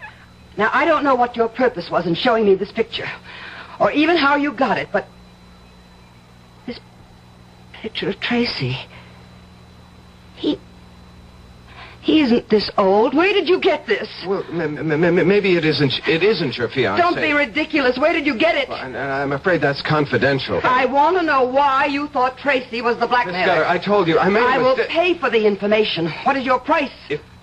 If I decide to tell you, it won't cost you a penny, but I'll have to think it over.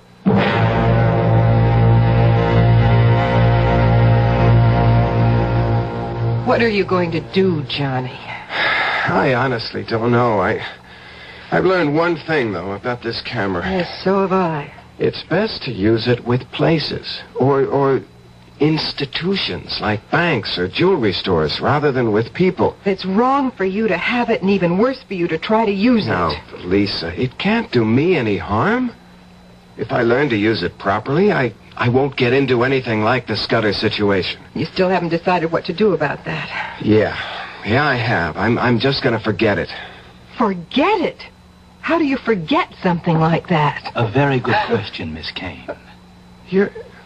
You're after the camera again, aren't you, Scarlett? Of course.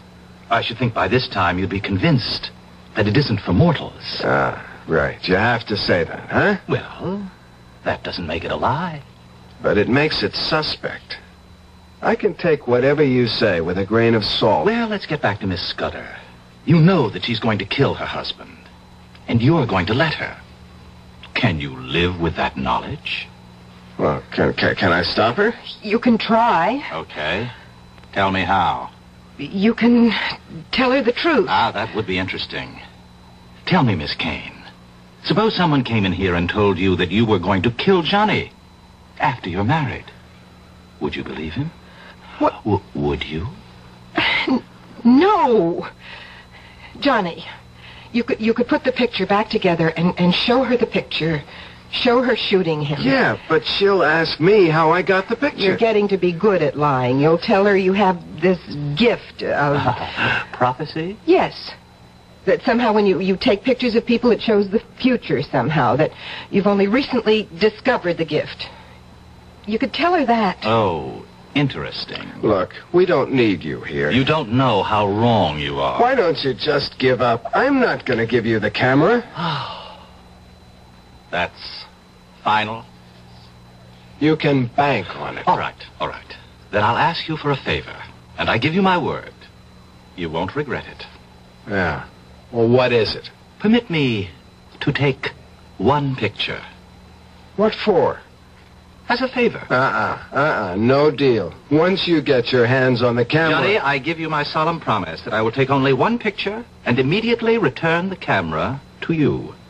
Well, why should I believe you? Because I've already told you that I can only get the camera from you if you give it to me. I cannot trick you. Johnny, please, let him. Well, all right. So long as it's clearly understood that you're only taking one picture. Understood. All right. Lisa, get the camera. Right away. Wait a minute. What picture are you going to take? That wasn't part of our bargain. The only right you have, Johnny, is to keep the camera and destroy yourself. That right has been granted to you. Here's the camera, Mr. Scarlett. Thank you. No, wait a minute. Not so fast. I told him... Thank you. And here's your camera, Johnny. Well, what about the picture? You just snapped something at random. Oh, the picture, Johnny. The picture is mine. I hope that I will not have to show it to you.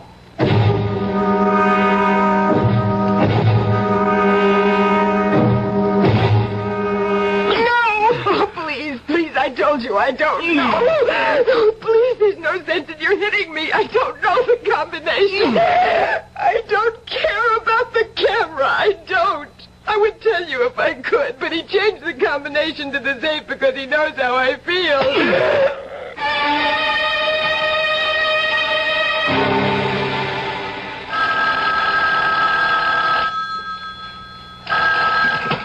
Hello?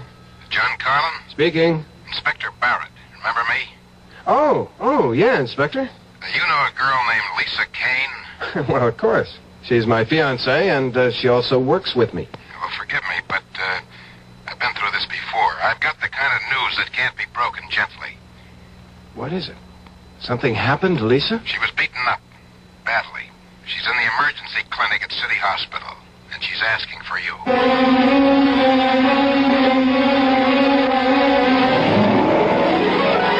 Since the days when Homer smote his blooming lyre and regaled Grecian nobles with the stories of Greek gods and men, which have become part of our Western heritage, man has sought to pierce the veil of the future. And ever since those days, from Cassandra on, man has consistently ignored the words of prophecy, no matter from where they came. Now, Johnny Carlin has been given more than a warning. Whether he heeds it or not, we'll find out when we return shortly with Act 3.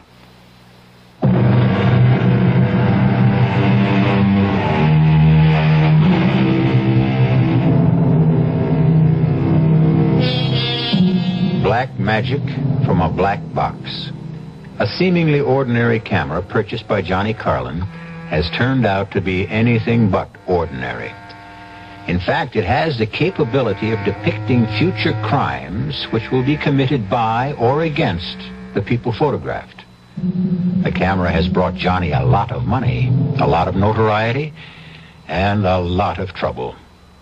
Lisa Kane, his fiancée, is in the emergency clinic of City Hospital because she has been brutally beaten. You got here fast, Carlin. Where is she, Inspector? One of the rooms down the hall. She's been asking for you. All right, let's go.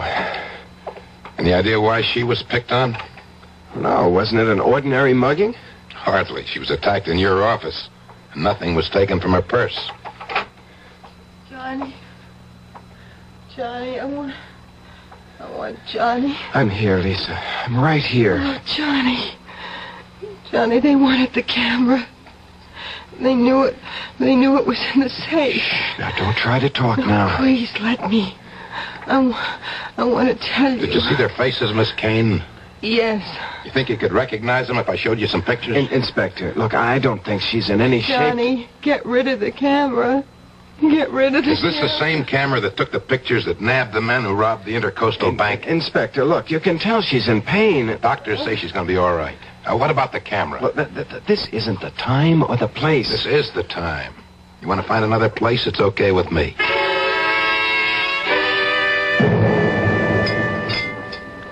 It's good coffee. Another cup, Inspector? Forget the coffee. Give me some facts. Look, I've told you everything I could. The camera. Now, what's with the camera? It's one of the new Volectas. You've seen them. Sure, they all take pictures of masked stick-up guys and show their faces, right? Look, Inspector, I can't explain how that happened. I'm going to level with you, Carlin, and then you better level with me. Look, Inspector, are you threatening me? I didn't press you about it before because you did me a favor. I got a lot of brownie points for bringing in those bank robbers. But now the heat's on me again. The new commissioner is throwing his weight around. And I'm looking for something that'll help me score with him. Well, I'm afraid you're looking in the wrong direction, Well, Inspector. let me see the camera. I've told you. I know what you told me, and I know you haven't leveled with me. Two guys don't beat up a girl looking for a combination to a safe that holds nothing but a camera. Unless they want that particular camera awfully bad. Inspector, that's pure speculation. Now, they may have thought there was a lot of cash in the safe. The girl says all they wanted was the camera. Inspector, she's like you. She's got a thing about it. I sure have. Take a guy named Johnny Carlin in the communications business. He buys a camera, and all of a sudden he's in the crime prevention business, and doing very well. How come, Carlin? I discovered I had a special talent. Yeah, I've checked with some of your satisfied clients. They tell me you use ESP. Yeah, that's right. And the camera. Yeah, that's right again. Well, I don't buy it. Well, I'm not trying to sell it to you. Yes, you are, Carlin. You're trying to sell me a phony story. Now, I want that camera you use for your ESP bit. It seems to me that you're a lot more interested in the camera than you are in getting the guys who beat up Lisa. I haven't heard you screaming at me to find them. If I thought that would do any good, you'd hear me on the moon. Meaning? Meaning that I think we'll get those guys one way or another. You think you have a way? Maybe. Something to do with a camera. You have your methods, I have mine. If I come across anything, and I expect to, I'll let you know, Inspector.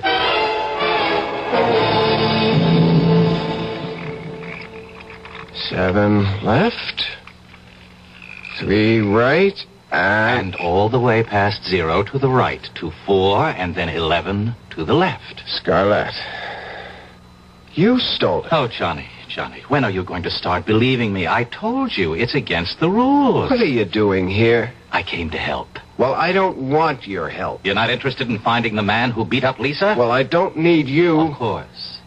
You have the camera.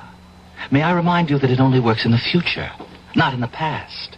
The crime on Lisa has already been committed. And that's all you came here for? And to give you this snapshot. Remember? The one I took in this office when you lent me the camera? Let me see it. Here it is. These are the guys. Here they are. It's a perfect picture. Excuse me. Where are you going? I'm going to show it to Inspector Barrett. He'll be able to pick up these hoods in no time. Of course. And what do you tell him when he asks you where you got this picture? He'll be more determined than ever to get his hands on the camera. Well, then, why did you snap it? Wait a minute. You knew it was going to happen. Why didn't you warn her? Which question do you want answered? Both of them. Neither of them. Look, I don't know. I just want to do something. Johnny, give me the camera? All right. Look, I'll make a deal with you. That's what I'm here for. Which 2 cameras of the Volecta line do you want? Yeah, you're pretty sharp, all right. I'll give you the camera for $1 million. Sorry, Johnny. I can't make that deal. Why not? Because it's against the rules. I had to get a special concession even to be able to offer you 2 cameras. Believe me, Johnny, a mortal cannot profit by a mistake like the one that was made with your camera. So get out while you can, and let me have the camera. You know, you sound like a broken record. Well, haven't you had enough? Can't you understand now why this camera can bring only tragedy? Well, which question do you want answered? Oh, it's interesting that I find it much more difficult to do a good deed than an evil one.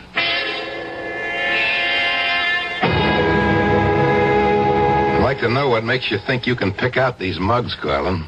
You've never even seen them. Yeah? Well, what have you got to lose, Inspector? Time. I could be showing these mugshots to your girl. She's the one who saw them. You looking for someone you know? I'm just looking for a couple of faces. I think... Wait a minute. Yep. Here you are. Here are your men. Joe Horn and Spence Vogel. Are you sure? I'm positive. How do you know? What happened since I saw you at the hospital? Will you stop asking questions and pick these guys up? What if you're wrong? I look like some kind of... I'm not wrong.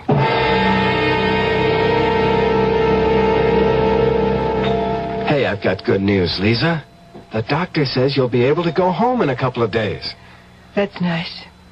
Well, honey, you don't seem very happy. Johnny, what have you done about the camera? Isn't it great? They've caught the 2 guys who hurt you. So you've still got the camera. Look, Lisa... Hello. It's for you, Inspector Barrett. Barrett? How did he know I was here? Thank you. Hello? Carlin, I want you to meet me in your office as soon as possible. Well, why? What's up? I'll tell you when you get there. Be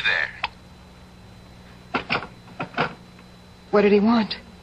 Well, he wants me to meet him in my office as soon as possible. Johnny, please don't go. Oh, Lisa, why not? You just got here. Look, if I go now, I can finish with Barrett and get back and spend an hour or so with you before I get thrown out.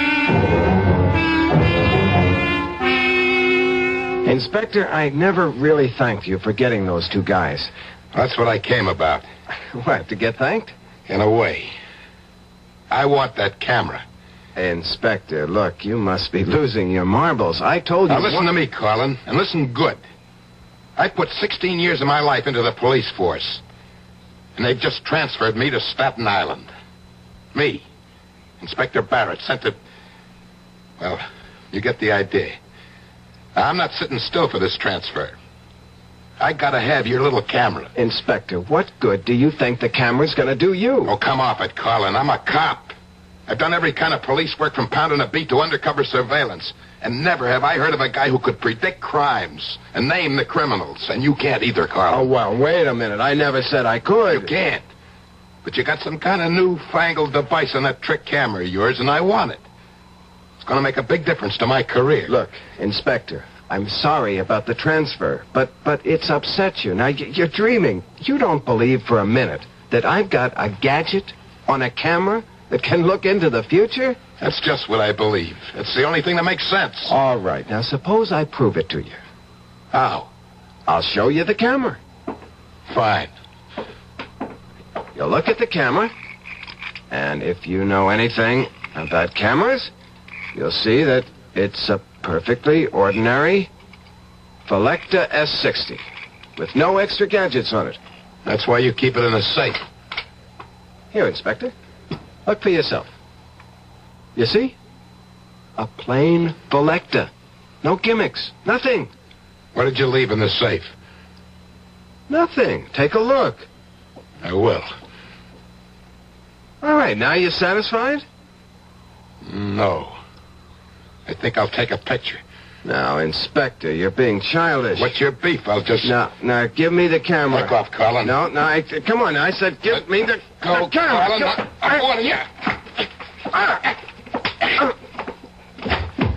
want you, Colin. Now get up. On your feet. Colin. Colin. Oh, good Lord. He's dead.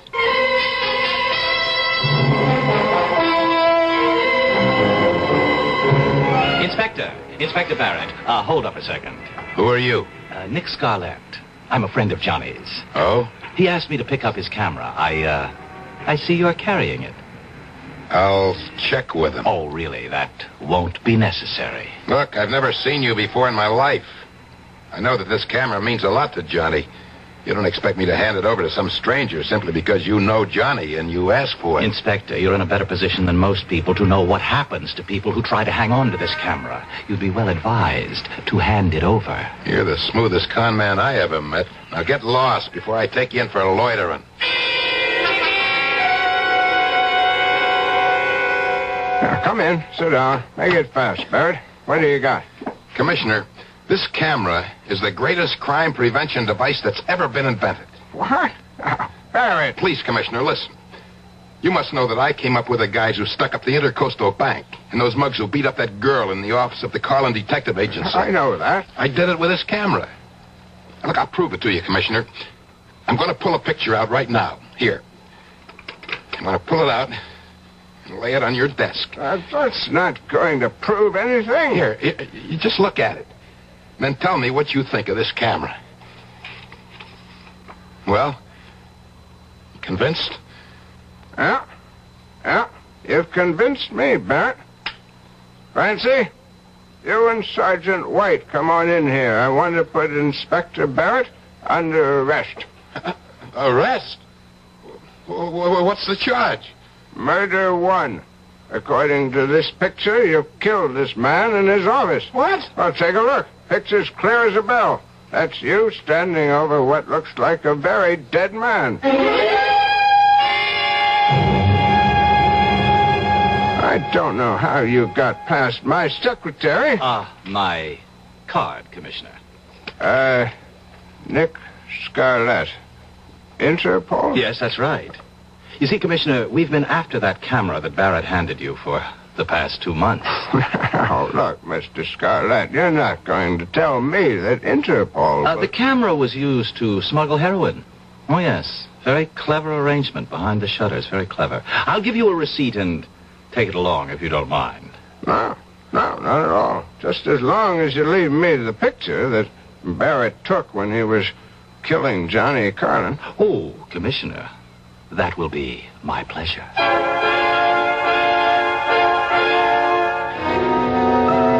I often wonder where that camera is today. Sometimes I think that it may be used by St. Peter when an applicant stands at his gate demanding admission to heaven. Perhaps St. Peter pulls out a picture which would effectively silence a sinner who hadn't been caught by the law here on earth. I'll be back shortly.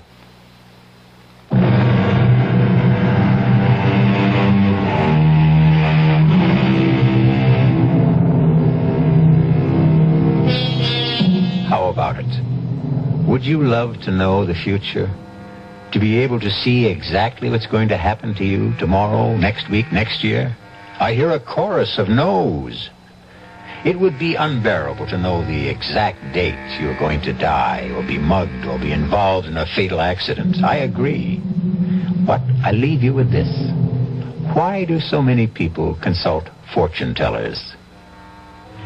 Our cast included Nick Pryor, Terry Keane, Joan Lovejoy, Joseph Julian, and William Redfield.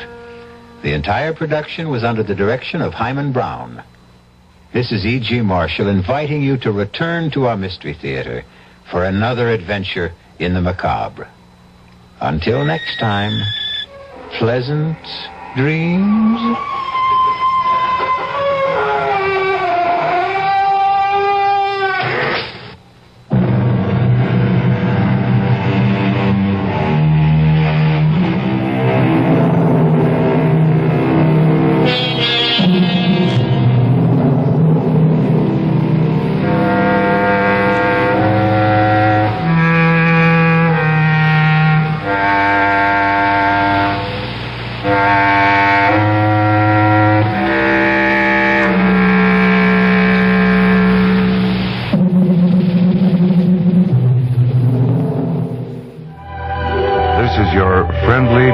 station, KIXI. Dial 91 AM, Seattle.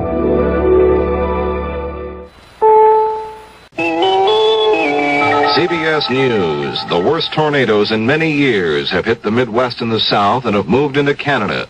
Reports on the number of dead have now gone as high as 200. This is Doug Poling reporting on the CBS radio network. The tornadoes started late Wednesday afternoon and continued through the evening. They cut a wide path of destruction through Ohio, Illinois, Indiana, Kentucky, Tennessee, Alabama, Michigan, Georgia, North Carolina, and into Canada's Ontario province.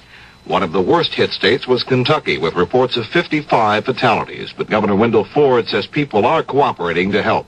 I've been in contact with Senator Harleston and Ron Mazzoli's office, and the federal disaster teams are en route to Kentucky. I've talked with officials in affected areas and am heartened with the spirit of cooperation between the communities. For example, within 25 minutes after I called the University of Kentucky Medical Center, an emergency medical team had arrived in Frankfort to assist the local hospital, which is overflowing with injuries and fatalities. And Governor Ford says Kentucky is in a state of extreme emergency. Also hit hard by the tornadoes was Xenia, Ohio, where at least 20 people are dead. Randy Daniels has this report. Most of the business district in this southwestern Ohio city has been devastated. A large residential area along the city's major highway has been reduced to rubble. Xenia has been declared a disaster area following a tour by Ohio Governor John Gilligan, and a curfew has been imposed to curb looting. Most of the area destroyed by the tornado has been cordoned off as police and volunteers continue their search for dead and injured. The city is virtually without telephone service, electricity, and water. Randy Daniels, CBS News, Xenia, Ohio.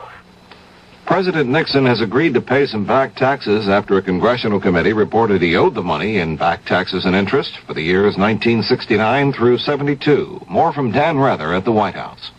Although President Nixon has agreed to pay $465,000 additional taxes and interest, he believes he has been treated unfairly. This, close aides make clear in their briefings for reporters. Reasons why, they say, include these. On every major item at issue, the president lost. Arguments of Mr. Nixon's own tax lawyers received less than full, fair consideration. Publicity leaks about the case were rampant. Those are claims made by the president's close assistants, and some of the reasons, they say, Mr. Nixon is disappointed and feels unfairly treated. Whether or not Mr. Nixon must or will choose to sell any of his real estate to help pay his tax bill plus interest has not been made known. Dan Rather, CBS News, the White House. Randolph Hearst, the father of kidnapped victim Patricia Hearst, says he does not believe the news that came in a new tape recording from his daughter. 20-year-old Patricia Hearst said on the tape she's renounced her former life and now joined the people who kidnapped her, the Symbionese Liberation Army. Ms. Hearst called her father a liar and said she could never go back to her former life. Her father says he'll believe it only when Patricia tells it to a member of her family in person. The liner Sea Voyage is now heading toward Bermuda with some 1,600 passengers from the stricken luxury liner Queen Elizabeth II. The passenger transfer took place after the QE2 developed boiler trouble Monday and became stranded. The Sea Voyage should arrive in Bermuda a little over 5 hours from now. If you think you're enjoying life now, wait till you're 80. That's the opinion of Dr. Robert Butler, a research psychiatrist in Chicago. He says the best years of one's life may just as well be in the 80s as in the 20s. And says Dr. Butler, that includes sex life. He says the evidence points clearly to a continued physical capacity and sexual desire even into the advanced 80s. This item comes to us from Maracaibo, Venezuela. A man was in a local nightclub there. He apparently wanted to impress one of the striptease dancers who works in the club. So when the dancer came over to his table, he showed her a diamond ring he had. It was worth about $10,000. It was obvious the stripper liked it. She grabbed it and swallowed it. She started running. The man caught her and took her to a local clinic where they got the ring out of her body. Later, the man went back to the same nightclub, only this time he was wearing a pair of leather gloves. Doug Poling, CBS News.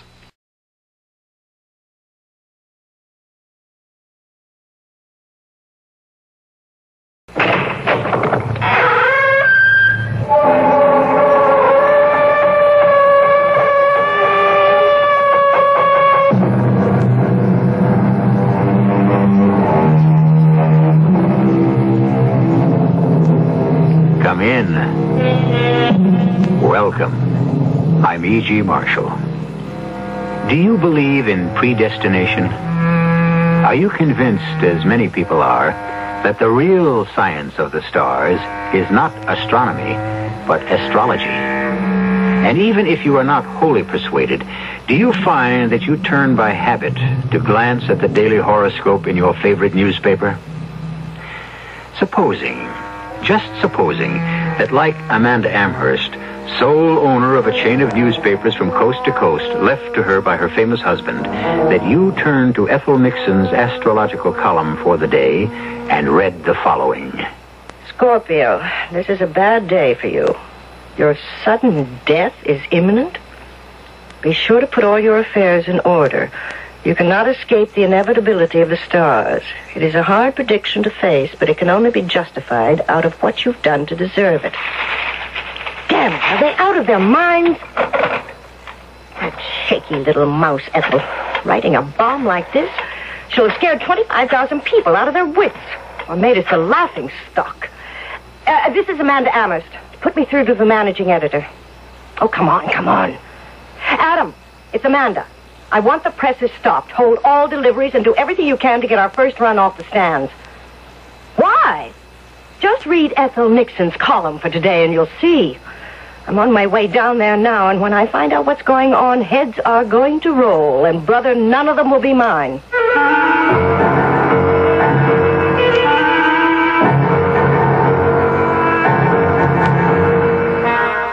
Our mystery drama, Death in the Stars, was written especially for the Mystery Theater by Ian Martin and stars Kim Hunter.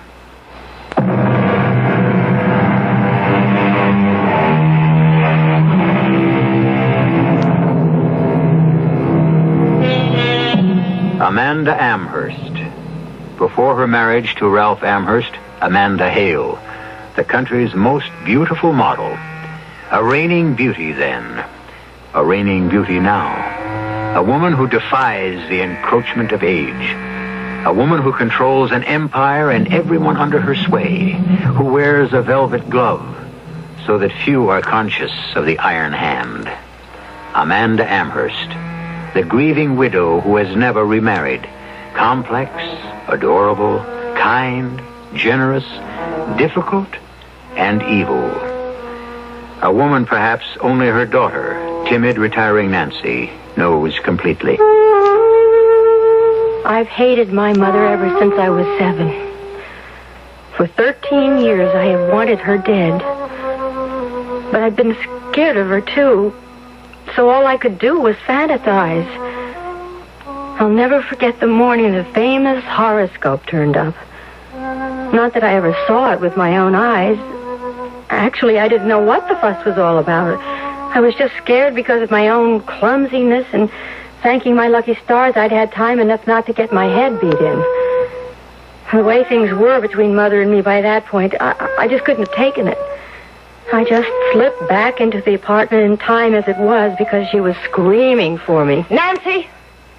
Nancy! Yes, Mother? Did you see my copy of the Post-Journal?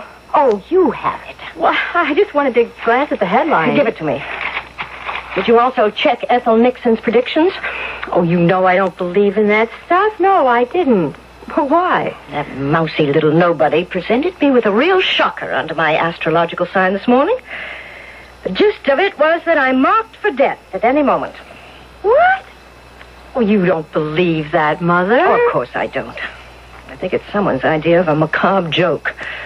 I might have thought you were the culprit, except as much as you despise and hate me, you haven't the temperament or the know-how. I'm not so sure of your boyfriend, Adam, however. He's not my boyfriend anymore. You took care of that. Look, I don't intend to quarrel with you. I have enough to do to pin down who this practical joker is who's going to bring a sizable portion of our circulation down about our ears. What do you mean? Nancy, naturally I was not named specifically. It just said that anyone born under the sign of Scorpio was marked for imminent death.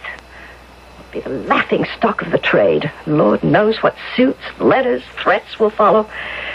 I've got to get down there right away. I just can't believe Ethel is responsible for this. And once I satisfy myself of that, I'll find the real culprit. And whoever it is had better be warned. I'm going to crush them like a bug under my heel. That is my mother as she really is. A side very few people see. And when they do, she is a master, or should I say mistress, of covering up. Oh, she did it with me about my father, even though I heard what I heard with my own ears. But a 7-year-old, half drugged in her early morning sleep, is easily persuaded she didn't really hear. Amanda, when she sets herself to it, can make purple seem green or orange blue. Even though I remember every word, she twisted them to mean something else. This is what I thought I heard. Even after 13 years, the words just won't go away. And how anyone as beautiful and vibrantly alive as you are outside can be as cold and heartless inside, Amanda. No, never again. Look, I tried to satisfy you once. I'm sorry it turned out to be a girl. I'm sorry I gave you Nancy. Heaven knows I didn't want her, and neither did you, Ralph. That is not true. Of course it is. The boy's all you wanted. The male succession must be preserved to keep the empire alive. Well, if you want a son, go find some other wife to produce him for you. You don't mean that. Oh, don't I? I'm not ruining my figure again for anything. Well, how could you even suggest the possibility of divorce between us? My dear Ralph, who even mentioned divorce? Well, I don't want an illegitimate son. Well, if you handle it right, and if it matters in this day and age, who has to know? You just sit by quietly and see me have an affair with some other woman. You'd condone that? Well, why not? It doesn't have to be done in front of me. You'd pay her enough, and I'd never have to know. You wouldn't be jealous? You wouldn't even care? Oh, come on. We're not children. If you're squeamish about it, you could arrange it with test tubes or however you do it. Doesn't matter to me. I'm only trying to give you what you want. What I want from you is love and understanding. Well, you have that. I thought I had. Now I see how mistaken I was. But you're not mistaken. I love you very much. Oh, Amanda, you love me for my money, my position. And your power, yes. That I love most of all. But not me. Ralph, I'm tired. I want to get my sleep. No, your beauty sleep, of course. You don't want me to remain beautiful and young for you? Amanda, you will always, forever, and as long as I live, remain the most beautiful woman in the world for me. Oh, don't you believe it? Beauty is natural only a short while, and then it becomes art. No, artifice. I don't suppose you're going to understand what I have to say. But up until a very short time ago, I thought I was a man with everything.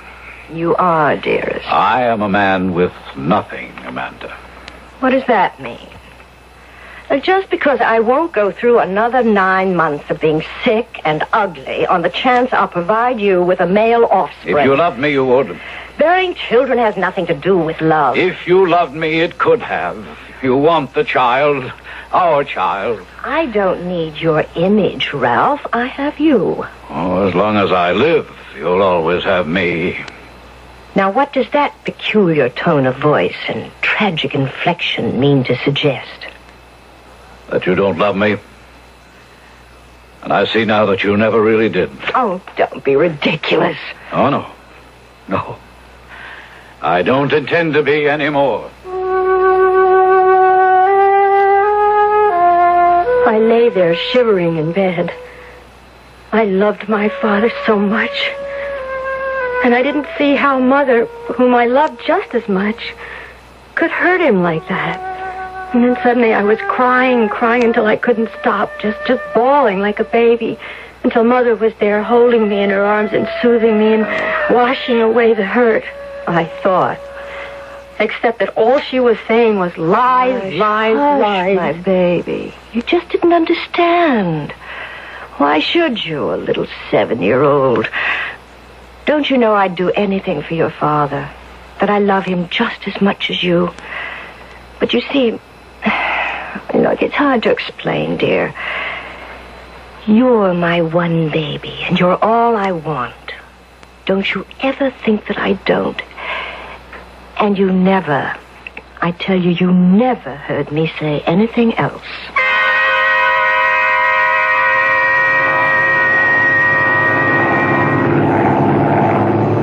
found when I wanted to think deeply that flying a plane gave me enough aloneness to find out whose perspective was right or wrong. I suppose being brought up as William Mammer's son spoiled life for me by giving me everything on a silver platter. Then when I took over the colossus of newspapers, radio and TV stations, the apartments in Paris and London, the townhouse in New York, and the great mansion on the Monterey Peninsula, the endless bank accounts, I never had to want for anything. Till Amanda Blake came along. Then she mattered more to me than anything in life. Until the other thing came up. A son. An heir. And for once it seemed I was on the losing side.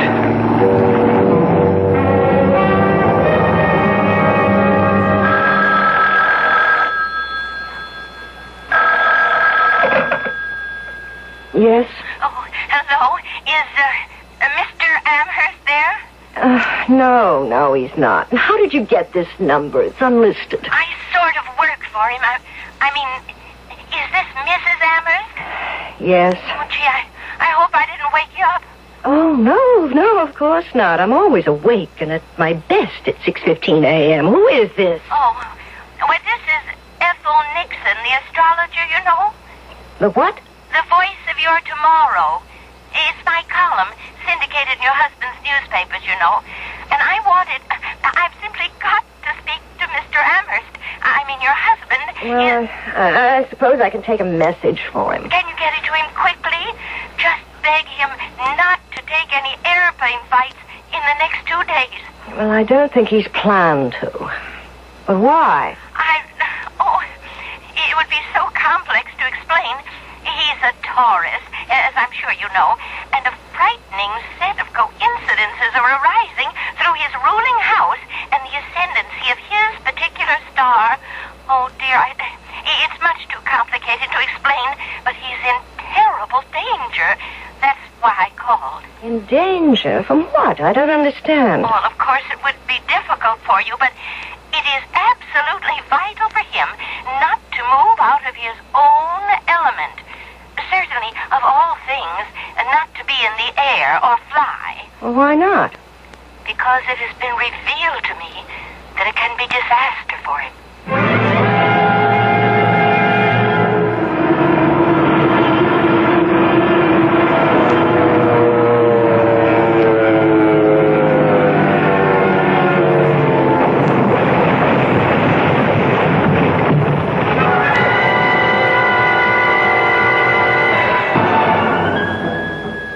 I was shaken to the core by Ralph's death for many reasons.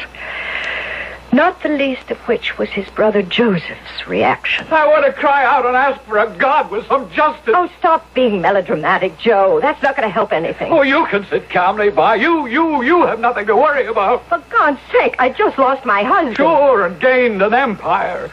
I can't believe it. My own brother, and he left you everything. That isn't true. You still have your editor's job on the Journal World and a tax-free income that should more than keep you in liquor and women. To name a spade a spade. You criticize my lifestyle? What about you? You're worse. At least they give satisfaction in return for the money. I swear Ralph died because of you. Oh, you're drunk. I don't know what you're saying. Well, I'm drunk enough to say what I have to say. You killed Ralph. You're his murderer. And that's a contemptible thing to say. The man I loved... All you ever loved was what he represented, and you wanted it all for yourself, and now you've got it. Look, Ralph died in a plane accident. All right. But there was nothing wrong with that plane. You betrayed him somehow, some way. I don't know how. There's only one way my brother could have died on his plane. Either somebody booby-trapped it or he crashed it deliberately. He wanted to die. Get out. Get out of my house. He destroyed me for a little. That drunken, weakling brother, Joe. To dare to talk about Ralph and me like that. But he disappeared to Europe and out of my mind. What had shaken me most about Ralph's death was Ethel Nixon. How could she have known about Ralph before he... How could she have known? That's why 13 years later, today, reading her prediction in my own newspaper, I could feel the shadow of death across my path. I was conditioned to believe that my doom had been sealed.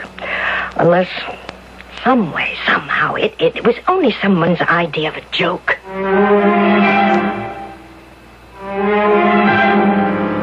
Is there an escape for Amanda Amherst? Is her fate sealed already? Do the stars, wheeling in the heavens, fixed for that infinitesimal moment in time when we, as infants, first cry out that we are alive and born, control another fleeting moment of conjunction, which brings us death? I'll return shortly with Act 2.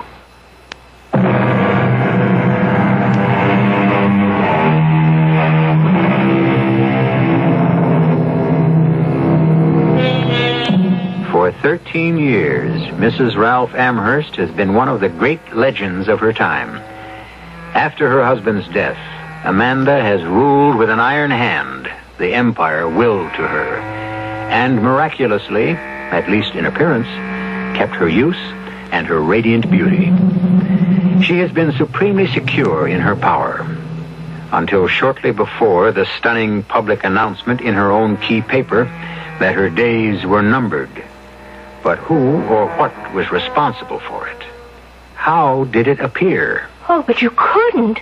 You surely couldn't believe for 1 minute, Mrs. Amherst, that I would ever reveal such a terrible prediction about anyone. Particularly about you, even if it were true. You did once about my husband, Miss Nixon. And that was true. But that was different. In the first place, I had read it in his horoscope. You haven't read it in mine? Well, look, I'll show you. I can show you a copy of today's paper. Just 2 pages after the editorial. Now, there, see? You can read it for yourself. Let me see. Scorpio, today may be a disturbing day, but keep your head and be of good heart. Keep family affairs in order, check your impulse to emotion, and all will turn out well. Financially, you will benefit greatly. You see?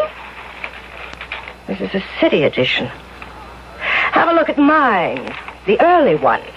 Is this the one you read over the phone? Yes. It just seems impossible. What? You see? No wonder you gasp. But this is the same as you just read. What I wrote to be published. What? Give me that. Damn it, you're right. Someone's up to jokes and games around here, and when I find out who... Oh, now, maybe you were, well, you know, half asleep, and it was sort of a dream. Look, wait a minute. This isn't my paper. The one I read this morning. How do you know? Ethel, try not to be any more of a pinbrain than you are. My copy is rushed to me as publisher, delivered by hand the moment it's off the press. Well, then how? I don't know. But I have a couple of ideas, starting with my not-so-loving daughter, Nancy. I'd better get home and see her right away.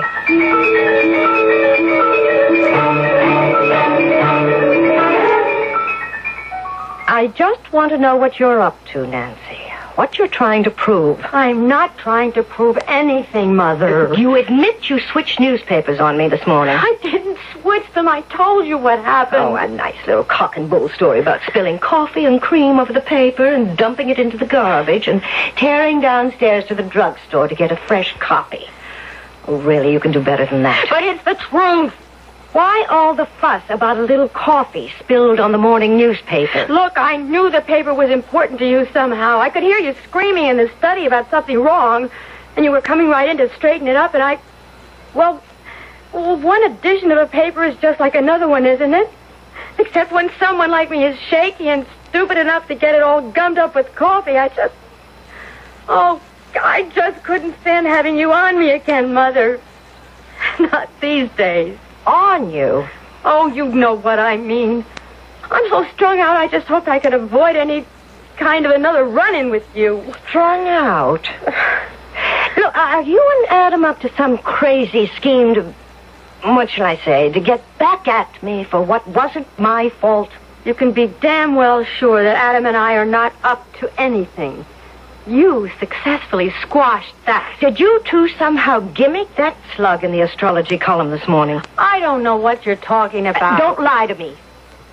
I want to know if you two have cooked up some scheme to drive me crazy.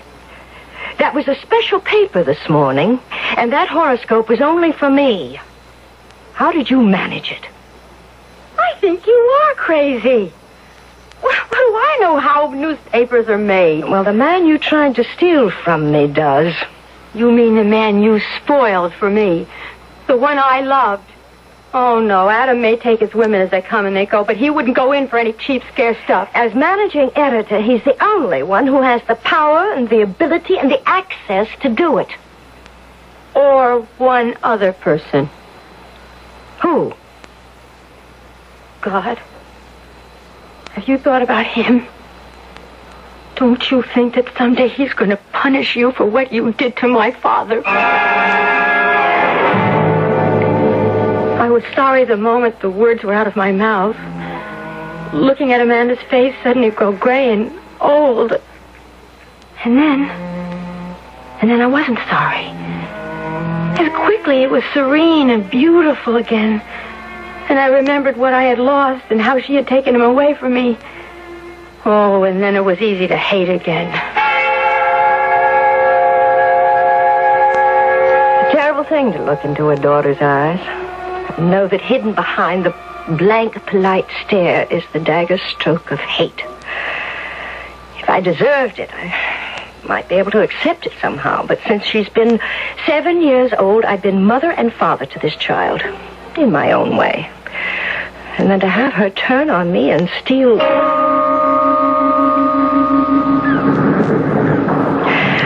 I was never a woman who could live without men.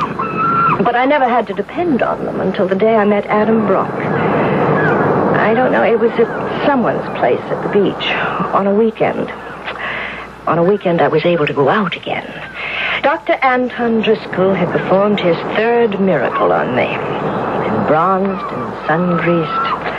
I knew, even to my own critical eye, that I looked at least 15 years below my own age. I was sure of it when Adam dropped down on the sand beside me. Hello, whoever you are. Likewise, whoever you are. Adam Brock. Look, if I tell you what I do, will you sneer or find I'm beneath your notice? Well, you're dealing and I'm lying down. You can't be beneath my notice. Why don't you give it a try? Well, I'm a newspaper man. I write. And you? Oh, just decor for the weekend. Our host likes an attractive layout. Yeah, look, I really don't like smart talk. I'll level. You are magnificent. Any man would make a pass at you. I'm not so special. May I? What sort of pass? The simplest and most honest. Dinner? Dancing, maybe? I have a small boat. We could sail. By daylight. I'm here for 2 weeks vacation. How much of it will you let me spend with you? I don't know. Let's start with a sail tomorrow morning and see how far that takes us. Well, it took us pretty far. By the time we tied up at the dock, Adam was in love with what he thought I was. I was in love with a man I should have met when I was young enough for him.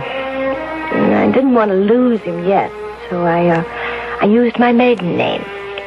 And I pulled strings behind the scenes to get him an editorship at the Post-Journal. I also made sure that anyone who knew anything about our relationship kept his mouth tightly shut about how, why, or who his sponsor was. Our affair continued in New York until Nancy took it into her head to take literal French leave from Paris and the Sorbonne.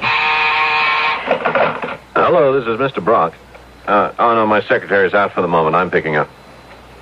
Huh? What? Her daughter? Oh, well, sure. Send her in. Should I come out and get her? Oh, she's on her way in already. Okay. No, it's fine. I get along with kids fine. I guess I can handle this one. What's her name? Oh, I guess she's here. Come in. Well, Nancy? I didn't expect a little girl like you to come and visit me.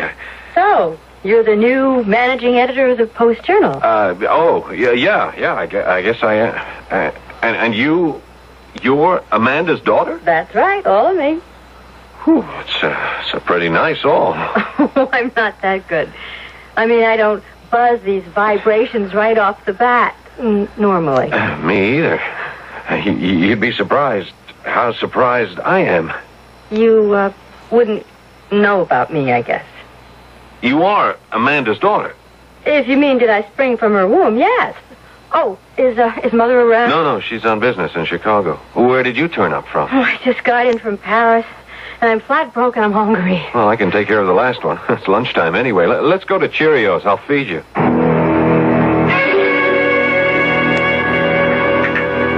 Feel better? Oh, I'd hate to tell you how good I feel. You fed me all right. I'm glad you enjoyed it. Oh, the food was great, but that doesn't matter. I mean, the line you fed me. I just hope you meant it. I didn't think I was feeding you a line. Oh, if you could have searched through Bartlett's for the perfect quotes, you had them, Adam. And then after knowing you all this long, why should I expect less? By the time we got to the Spumoni, I was his forever. He was the first thing that ever happened to me since dim childhood memories that gave me a lust for life. I was in love. I knew just what I wanted. And the best part of it was I could feel he felt the same. Well, it didn't take Mother long to clobber me. And since I foot the bills, I think I at least deserve some notice when you decide to run out on your responsibilities. Mother, I had Europe up to here. I wanted home. All right. So I let you dump Europe. And I gave you back your green pastures. All I ask is you to stay out of mine. Maybe I'm dumb, Mother, but I'll spell it out.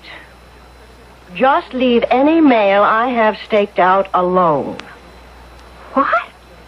You heard me. Lay off Adam. Adam? But he's young enough to be your son. Never mind his age. He's what I want. Adam's been mine for months, Nancy. What shall I say? Escort. Day and night. Bought and paid for. You want to buy used merchandise, Nancy? Particularly one of my second-hand lovers. I knew Adam wasn't mine anymore. My daughter had stolen him from me with the one weapon I didn't possess. Her youth. But if I couldn't have him, she couldn't. Nobody could.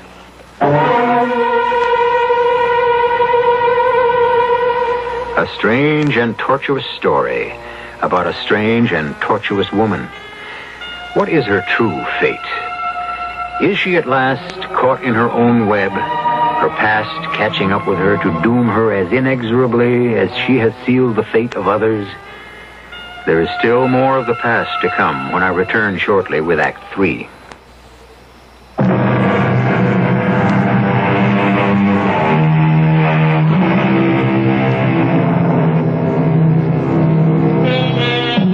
Amanda Amherst, seemingly ageless, wielder of a kind of total power over the destiny of others. Amanda Amherst, a throwback to the feudal queens and kings, absolute and impregnable. Is there any force that can topple this woman from her throne? Was the mysterious prediction that began this story valid in any way, supernatural or natural? Let's go back to Amanda to find out. After Nancy had told me the truth, I decided to take the bull by the horns. I went to Adam's office. I told him not to announce me. I just walked in. Good morning, Adam. Oh, Amanda. Or perhaps now I know just exactly who you are. I should say Mrs. Amherst. Don't be a child. I just recently discovered, where you and I are concerned, that that's approximately what I am. And that's a little below the belt. And there isn't all that difference in years. Well, there has to be, if Nancy really is your daughter. Oh, she is all right. Well, what's the matter with her?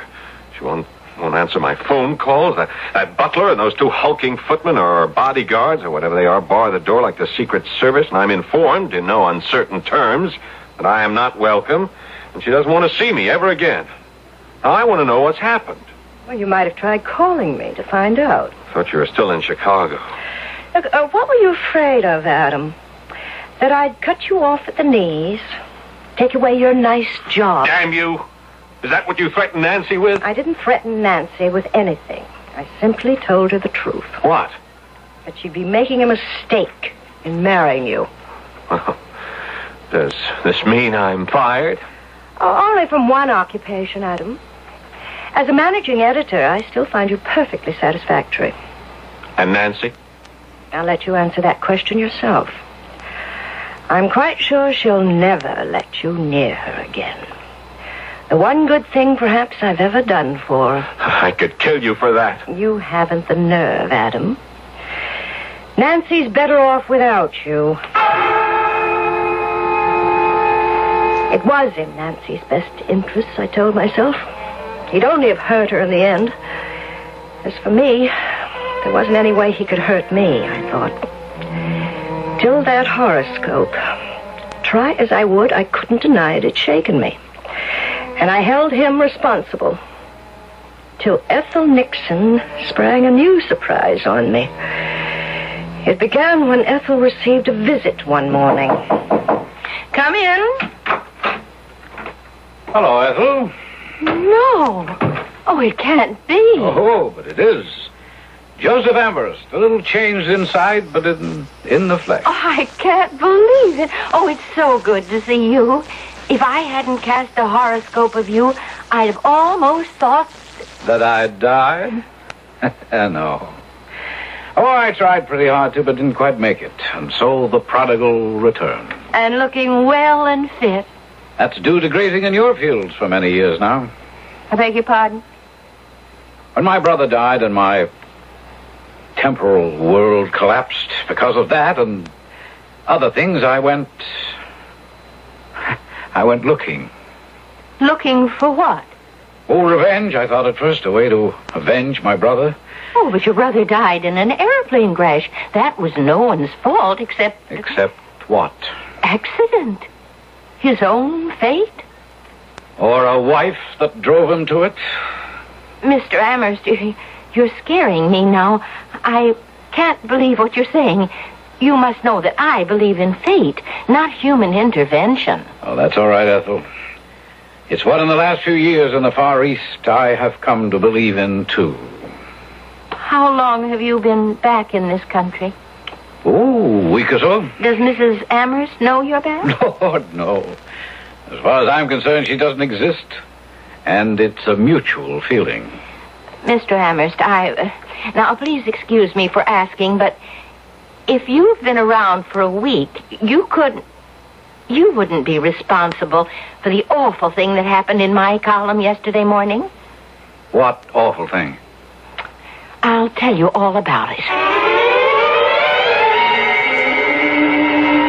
You didn't do it somehow, did you, Mr. Amherst? Oh, my dear Ethel, I wouldn't know how. But, who else saw this prediction except Amanda? Well, nobody.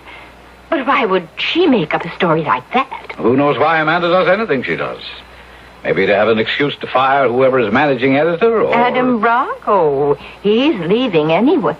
Oh, maybe to fire me. Oh, no, I wouldn't worry. I don't think that's the real explanation. I think the only reason Amanda saw what she saw is because the black pigeons are coming home to roost. Do you believe in ESP? Oh, yes, but How many people do you think hate Amanda as deeply as I once did? As I still struggle not to do. As I will have to fight with every resource I have not to. when I go to visit my brother's grave in Arlington tomorrow. Maybe that's why the ghosts of the past are haunting Amanda. As perhaps they haunt her every year at this time.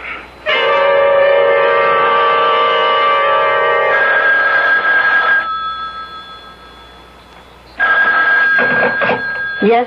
Mrs. Amherst? Speaking. It's Ethel Nixon. I just felt I had to call you. I thought I ought to let you know he's back. Who's back? What are you talking about? Joseph Amherst. He turned up at my office this morning. Joe. Well, my esteemed brother-in-law. I thought he must have died by this time. Did he just get back? No, he's been here for a week. And he's been... Well, he said he'd been hanging around the plant. And even though he denies it, I was just wondering... If he's responsible for this ridiculous hoax that's going on? Huh? I wouldn't put it past him. But he really must have lost his mind. Have you seen today's paper? You mean the Post-Journal? Of course I mean the Post-Journal. Your column again, under Scorpio. I suppose you'll deny that you wrote this impossible gibberish. Well, I read it, and it seemed to make sense. I'm sorry. What does it say in your paper? Well, just what I saw in the Star. Read it to me, you fool. Oh, of course. This is a day of traveling for you and meeting up with old acquaintances. It's a day for gathering up all loose ends and finally solving your main problem. A day of achievement and solution. Oh, that means tomorrow, of course. Just what I thought. Now listen to what mine says. This day will never have dawned for you. Today you will have traveled far, and your death and destruction will take place in Vienna. If you have any prayers to make for the hell you have made for others, make them now before you die, and go from Vienna straight to hell. Oh, how terrible. But don't let it worry you. Predictions are not like that. I'm not worried. The whole thing is ludicrous. I'm not going to be in Europe, let alone Vienna, for any reason. In fact, after I get a train to Washington, I'm heading in exactly the opposite direction, west, into Virginia. I'm taking Nancy to visit some of my oldest and dearest friends in Winchester, Virginia. So you won't worry, will you? I'll tell you what I will worry about. You make sure this is the end of all this idiocy, or I can promise you, Ethel, you and everybody else necessary will be fired until it stops. I don't like being made a fool of. Nancy, are you ready? I'm not going with you, Mother. Now, don't start anything. The Stokeleys are expecting you, and I can't let them know at the last minute. Besides, we just timed to make the plane. Well, you make it. I'm not going. Why? Because I am getting married, Mother. That is why Adam quit the paper. I came to my senses. He didn't know about me when he knew you. And he didn't know you any better than most people do. What's that supposed to mean? Oh, you look beautiful. And most of the time you're careful to appear to be kind and gracious and gentle. But inside you're hard and merciless and evil. All those years you pretended to be the grieving widow. And the careful hints you dropped about my father and other women, when all the time he loved only you. And you wouldn't even give him the son he wanted. Oh, I couldn't have had another child after you. That's a lie. I remember back to a night I was 7 years old. I always thought I couldn't really have heard the truth. Well, now I know it was the truth. And that my father killed himself because of you. And because of Adam. You almost had me doing that myself. Well, thank the Lord I woke up in time. And I'm free of you. I'll never see you again. I was livid. The ungrateful little... I almost decided to give up my weekend in Winchester. I was damned if I was going to have my pleasure interfered with. I'd take care of all of them when I returned. I couldn't stop Nancy from marrying, but I'd fix it so that Adam would have to come crawling to me, begging for any job in the newspaper business.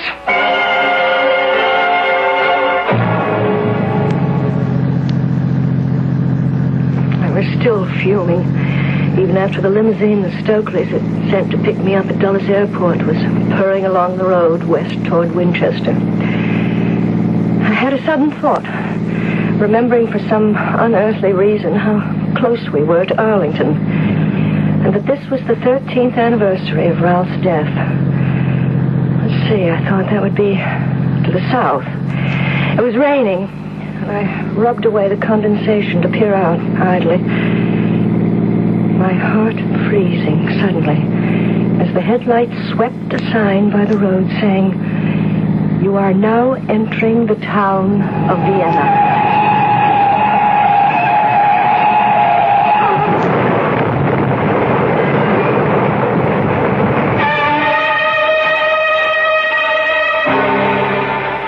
It was the last thing she saw or knew. The newspaper story the next day began with a paragraph, Mrs. Ralph Amherst, on her way to Winchester, Virginia, and passing through the small town of Vienna, was hit by a car traveling north. Both drivers and Mrs. Amherst were killed.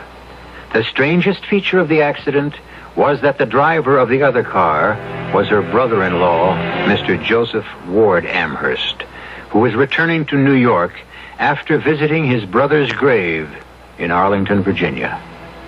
I'll be back shortly.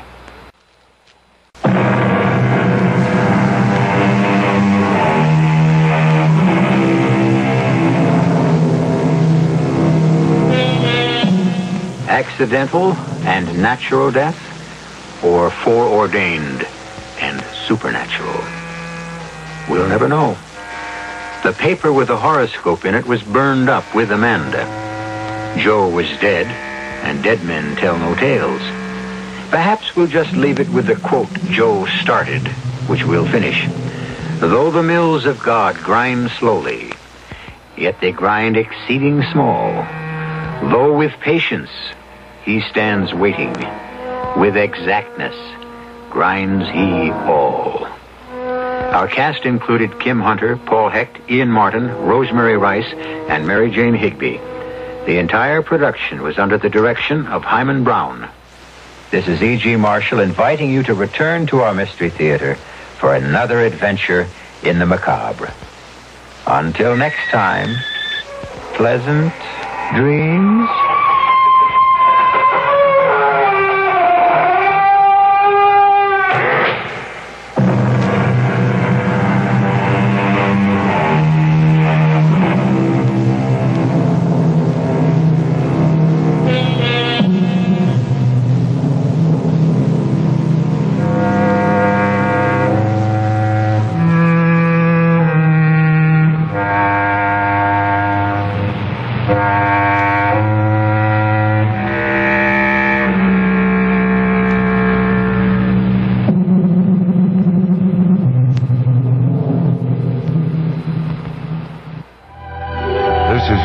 Friendly music station, KIXI, dial 91 AM, Seattle.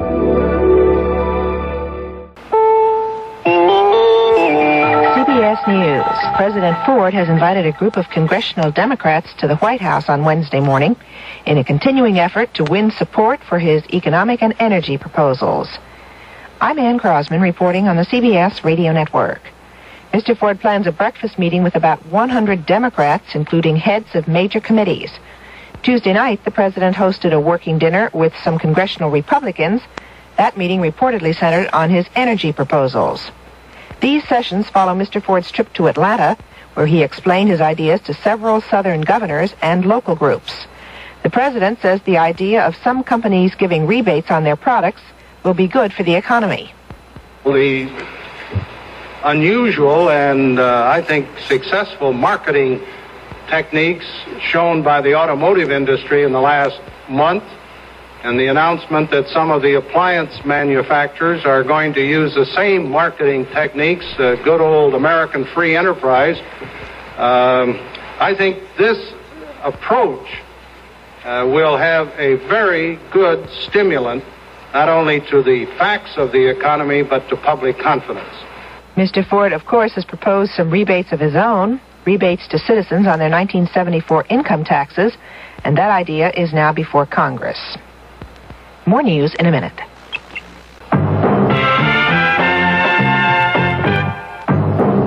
Ever had a tall, frosty glass of Amplitude?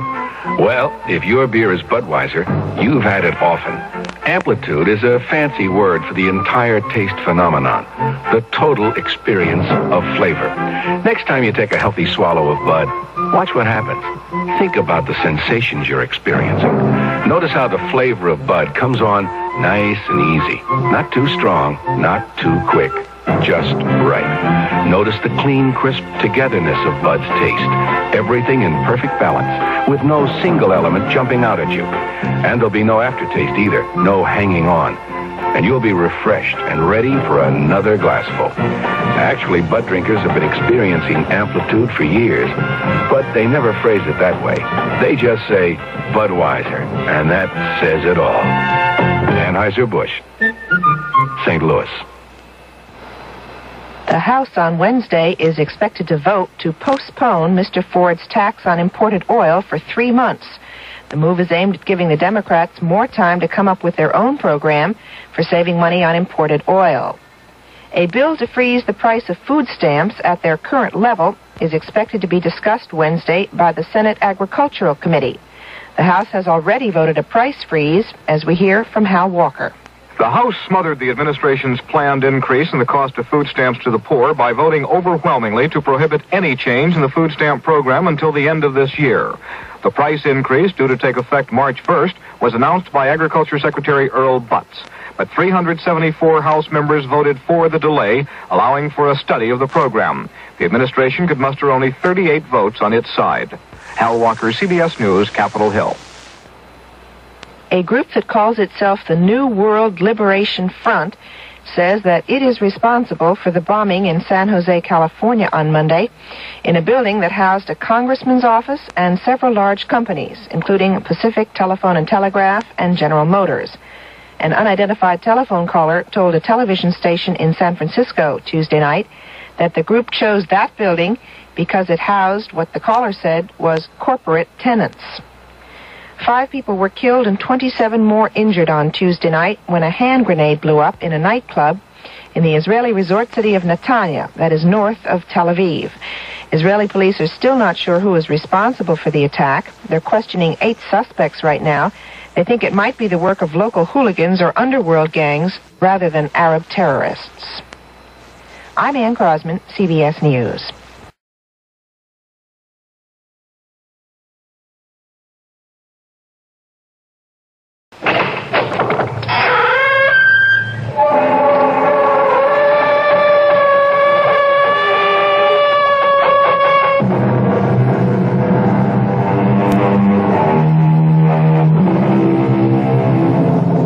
Come in. Welcome. I'm E.G. Marshall. For most of us, is there any more alluring form of minor masochism than the good old-fashioned ghost story? The icy fingers running shivering shocks up and down the spine, playing that fascinating dichotomy of, this might have been me, but, oh, thank the Lord it wasn't. So this ghost story begins with Joel and Jane Trent, early 20s, married 8 months, starting out in life with a future unlimited, except the present unfortunate necessity of counting every penny to make life work and to live in some dignity and comfort. And then the fabulous break, or what seemed a fabulous break, that marvelous ad in the classified section of the Sunday Chronicle. Joel, I found us a home. Are you listening? All ears. Eminently desirable, 2 bedrooms and bath for the right couple. Fully furnished, sublet for at least 2 years. Please, not before 10 a.m. Sunday, HSM Apollyon, 27 Southwest 62nd Street. So? So what? That's right off Central Park. It'd cost a fortune. I saved the best for the last. Rent $200 a month. 1 month security. There's got to be something wrong with it. Why? It's too cheap.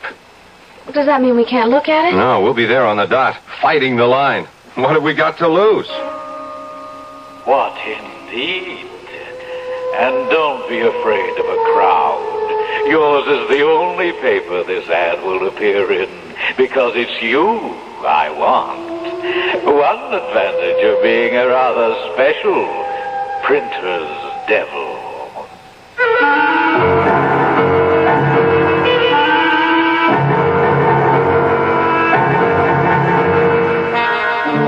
Our mystery drama, The Real Printer's Devil, was written especially for the Mystery Theater by Ian Martin and stars Paul Hecht and Jada Rowland.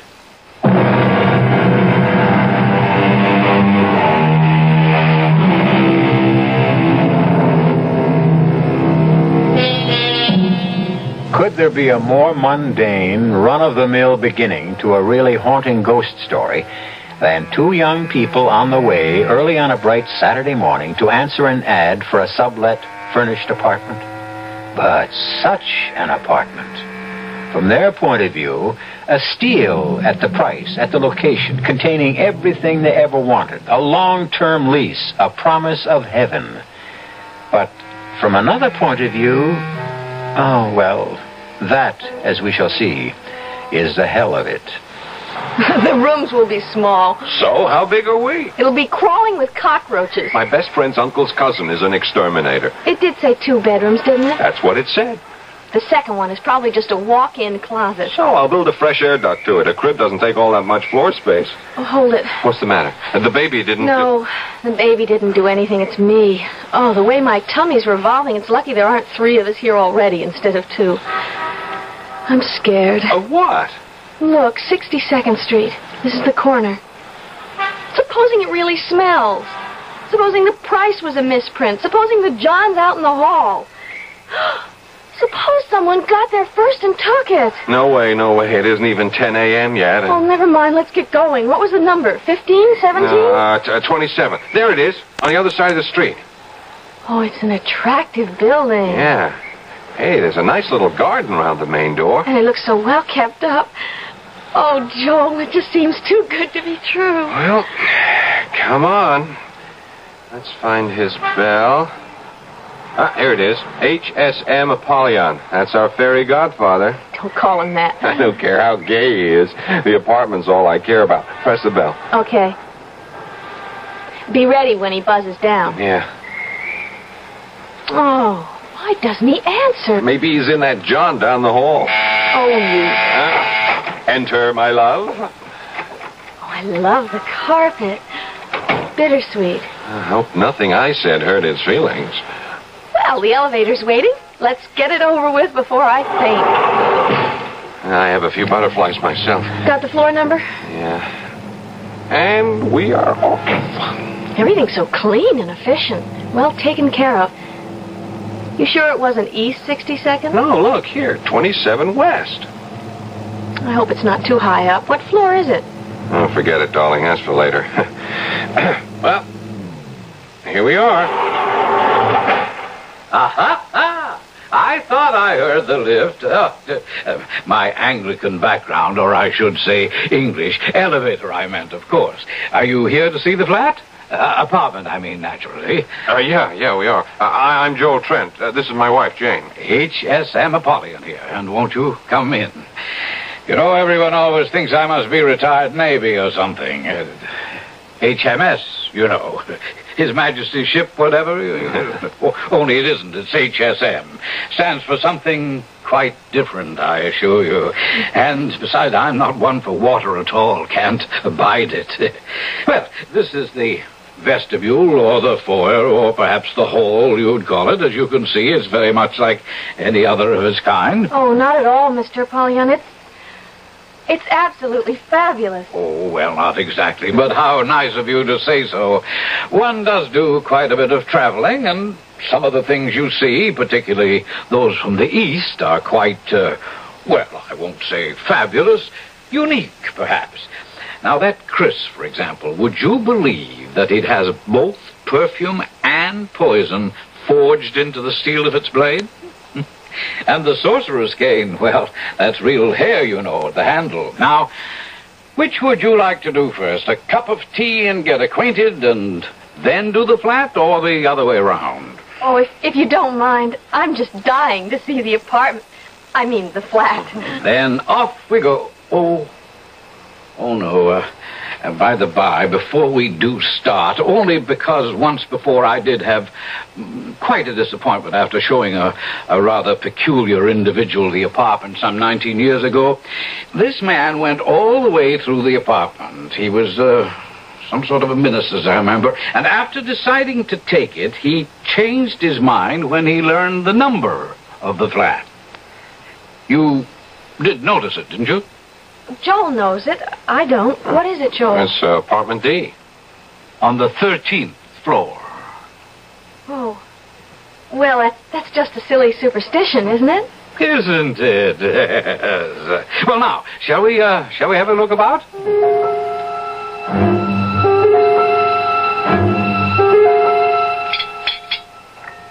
Do you take sugar with your tea, Mrs. Trent? 1 lump, please.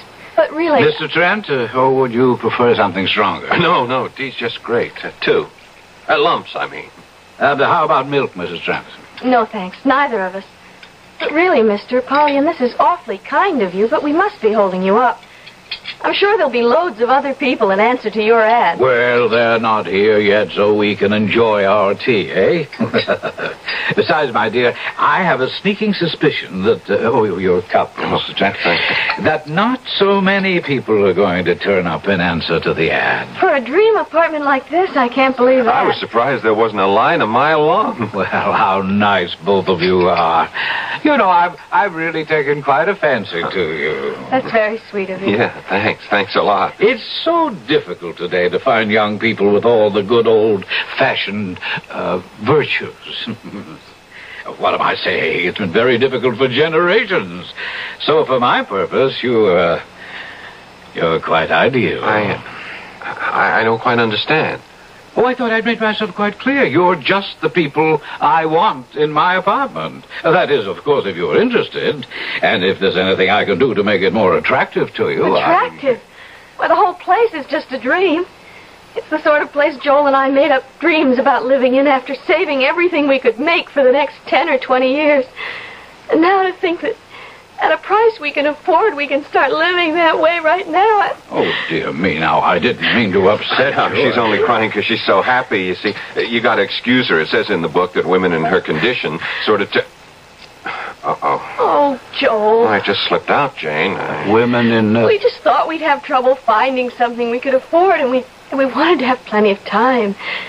And Aunt Gertrude's place in Mount Vernon just doesn't have room for all of us now, let alone... Why, you're going to have a baby. Well, now, isn't that nice? My congratulations. It's a sort of a bonus in a way. You mean you don't mind babies? Mind? I love them, just adore them. You can't know how much extra pleasure they afford. Oh, gee, that's great. What did you mean, a sort of bonus? Oh, that. I had to think of being able to use the crib and the baby bath and all those things I once bought for a tenant and his wife and baby who were unfortunately lost in a plane crash on the very day they were to move in. How awful. Yes, snatched away from me at the last moment. Oh, I don't mean that the way it sounds. You see, I'd grown almost as fond of them as I have of you. Now, we must get down to business. I'll have the bed taken out of the small bedroom and set up the crib for you. And when could you move in? Why, the sooner the better. At your convenience, of course. Oh, if I told you my convenience, my dears, I'm sure I would shock you. Try me. Well, today. This minute, this afternoon. If at all possible, not later than 6 o'clock. You shocked me. I know the ad said immediate occupancy, but I wasn't quite expecting Let it this me soon. explain. I had a tenant, you see, a most interesting man, a sort of a Billy Sunday, you might say. Fascinating challenge. Challenge? Oh, well, I shouldn't admit it, but I feel I know you both so well, even after the short acquaintance. Do you know, I've traveled a great deal, and I've never been able to resist the inordinately evil things that men have dreamed up as the centuries went rolling by. The grimoires, the devices of the Inquisition, our own New Englanders. I bought all sorts of quite horrible things. Pictures, instruments, statues, charms, and so forth. I keep them all hidden away in that big closet at the end of the hall. Oh, that's the only thing that's off limits, by the way. I keep it locked. Oh, that would be perfectly all right. There's plenty of other closet space. And you wouldn't be interested in this awful stuff anyway. As I said, this man was a minister, so I thought I'd really give him a start. So, I replaced everything and hung up all this perfectly awful stuff. Oh, quite bone-chilling and terribly evil. But why? Well, I wanted to see his reaction, so I thought I'd scare him off. And naturally you did. Good gracious, no, he loved it. Couldn't wait to move in. But someone greater than us solved the problem. Unfortunately, he was taken from us with a heart attack. Oh, the poor man. Yes, actually, he never realized how fortunate he was. But I didn't mean to depress you. Let's get back to all the fun and practical things. Now, I have some urgent business in the Near East, and I've booked an overnight plane for tonight. If I could possibly make that... Joel, there's no reason why not, is there? You have the money. Yeah. And we'd have the time to run up to Mount Vernon and back and get enough clothes to settle in. Then we could bring the rest later. Well, I guess it might be arranged. By the way, what business are you in, Mr. Apollyon? Oh, that's a little difficult to explain.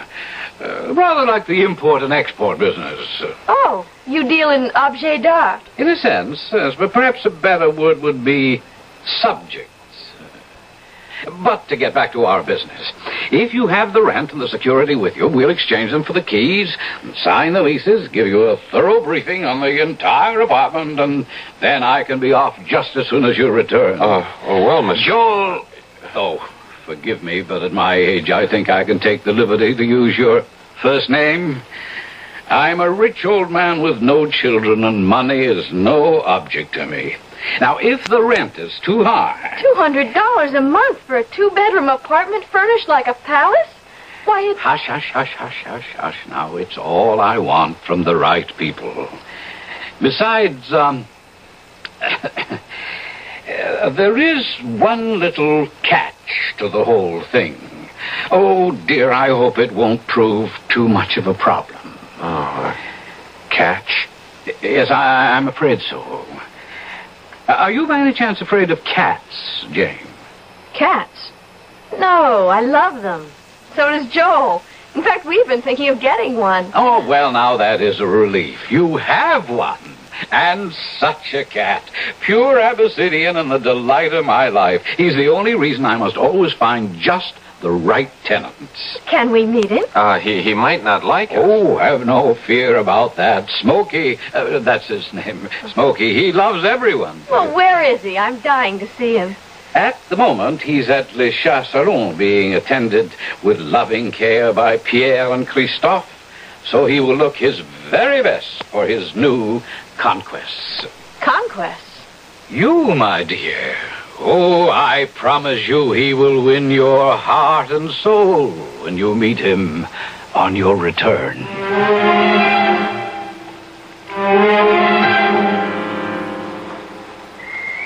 Well, what do you think? Oh, darling, it's marvelous. Just what we need. Yeah, and just what we can afford. You won't have to go tiptoeing around Aunt Gertrude's every night. We both won't have to take a subway and a bus for 45 minutes to get to work every day. We could even walk. Jane, darling, the whole wide world's our oyster. Don't you agree? Yes. Yeah, but something is bothering you. Oh, I know it's silly. It's just that 13. Oh. Why couldn't it have been 12 or 14 or any other number? Now, you're not going to let something silly like that bother you. You know how superstitious I am. I just have such a funny feeling. Maybe it's the number made it so cheap. Maybe we ought to be grateful. I sure hope we're going to be. I guess we're in it now. Jane, you and me just made the damnedest deal in the world.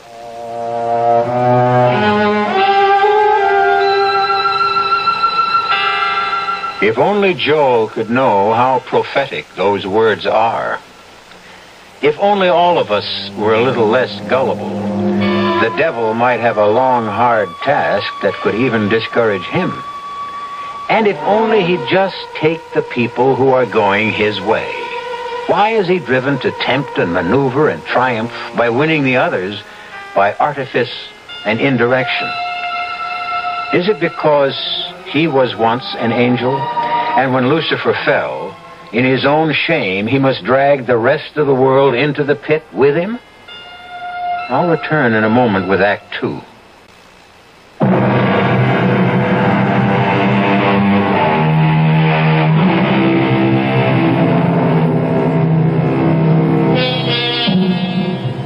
Rocking in her chair, the bright hook flashing as she crocheted away at another rug, Aunt Gertrude found it hard to share completely in Joel and Jane's bubbling enthusiasm.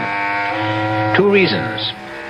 1, she knew how large a gaping hole they would leave in her lonely life. And 2, Aunt Gertrude was a pragmatist. You say only $200 a month for that apartment. Where shall I put my baseball spikes? Oh, Lord, do we have to take those?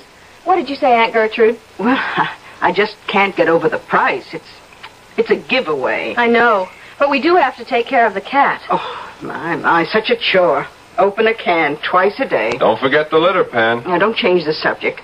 Tell me, what's wrong with the apartment, I wonder? There's something fishy. Auntie, you had Bob Anderson go over the lease with a fine-tooth comb. And he's a real estate lawyer. Oh, I'm quite satisfied with all the legal aspects. It's just, I don't know, something else gives me a funny twinge in the left shoulder blade. Used to be a kind of storm warning. Well, now I guess it's just arthritis. Don't worry about us, Auntie. And please don't have any doubts. Why, have you been having some... For the love of Mike, would you 2 Cassandras, would you lay off? Here we have the break of a century. Oh, you're quite right, Joel. I guess I'm getting so old that the milk of human kindness is beginning to sour. Now, I feel just like both of you. It's just too good to be true. And to be practical, it does solve all our problems. There really isn't room for the 3 of us in this tiny apartment of mine, and when the baby comes... Like the clowns climbing into the midget car. Yeah, well, I'm going to miss not being part of bringing up that baby, though. Oh, you'll have plenty of chance. I'm going to leave that bed in Baby's room as well as the crib. Besides, there's a huge couch in the living room. There's the cab. Oh, brother, are we all packed? Yes. Well, I guess this is it. I'll take the heavy suitcase out first. Oh, it's going to seem strange with only 1 instead of 3. At least we're not changing numbers. Oh, the cat makes 3. He's pretty special. He's an Abyssinian. Oh, what's that? Oh, they're gorgeous. Looks like a Siamese with blue eyes and a lovely gray coat, like the gray in Chinchilla, only shorter. His name is Smokey. Come on, Janie. Rustle the bustle. Our chariot's waiting. Oh, wait a minute. I need the phone number. Jane, take a couple of the shopping bags out, will you, honey, while I write it down for Andy? Sure. Only how did you get the number? I forgot all about it. I took it off the bedroom phone. Let me see. 313 1313. Oh, my, that's a terrible number. Especially after apartment 13D. Janie doesn't know it yet. I want to break it to her slowly. You superstitious people. Oh, I got a twinge in my shoulder blade now like I was bit by a horse. Who was bit by a horse? No one, dear. Come on. Grab the rest of this gear before our impatient hacky runs out on us. Come on, be right out. Oh, Jane, I'm going to miss you. Oh, me too. So will Joel. What the heck? It's not the last time we'll be seeing each other. Don't forget we're having dinner Thursday night at the New Dig. Oh, that reminds me. Just in case I forget the address, can I have your copy of the newspaper? Yeah, well, oh no, I left it downtown. Oh. Don't worry, I picked you up a fresh copy. The ad is on page 37, column 5, first one in furnished apartments. Now, look, this really is goodbye. Let's go. I'll worry about you. Promise me to call as soon as you're settled. Okay. Oh, it might be almost midnight. Come on. Now, that's the last call. It sounds like the trump of doom. Oh, goodbye, Goodbye, Anchor. We'll call you. Don't worry. All right, dear. Oh, I better get that address written down before I forget. Now, let's see. On page 37, column 5. Oh, furnished apartments. Here we are. Oh, that's very strange. The ad isn't in this paper. There's no ad at all.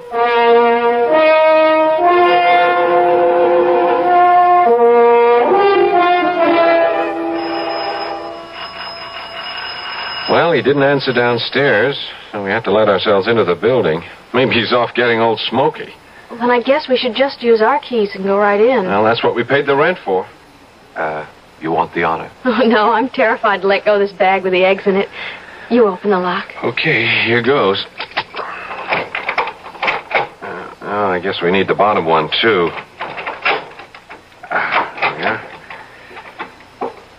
Mr. Apollyon? You try, you're louder. Mr. Apollyon? Oh, look. It must be Smokey. Hey, Smoky boy. Oh, isn't he cute? Rubbing himself against your leg, just as if he'd known you all your life. But where's Apollyon? Hey, you don't suppose that he's... Look at Smokey. He's backing off as if he was inviting you to come in. Look, leave the rest of the gear here. You dump that stuff in the kitchen while I look through the rest of the house. Joel? Joel? Yeah, Jane, what is it? There's a note on the refrigerator door explaining everything. There's nothing to worry about. Oh, what happened? Darling, you know the oil shortage. They canceled the plane he was to leave on because of too few reservations, but offered him a seat on an earlier plane. Oh. Well, that's a relief. What are you getting all head up about? I don't know, Jane. I just had a kind of nutty feeling. I don't know what to call it. Death, I guess. I honestly thought I was going to find that nice old man lying somewhere with a heart attack or something. Yeah, I feel silly enough as it is. Now Smokey's laughing at me. Not him. It's explained on the very detailed note on the fridge. It's Smokey's din-din time. Oh. He's hungry. Look what he gets. Ugh, looks like raw flesh. Well, whatever it is, you can see he loves it. That cat is losing its attraction for me. Oh, don't be a goon. Look how crazy you are for steak tartare. Well, that's different.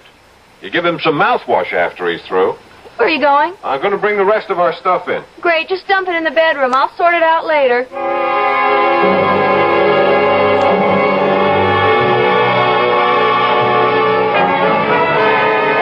that was a wonderful dinner. Oh, ought to be. Took long enough. What time is it? Gee, I don't believe it. It's just midnight.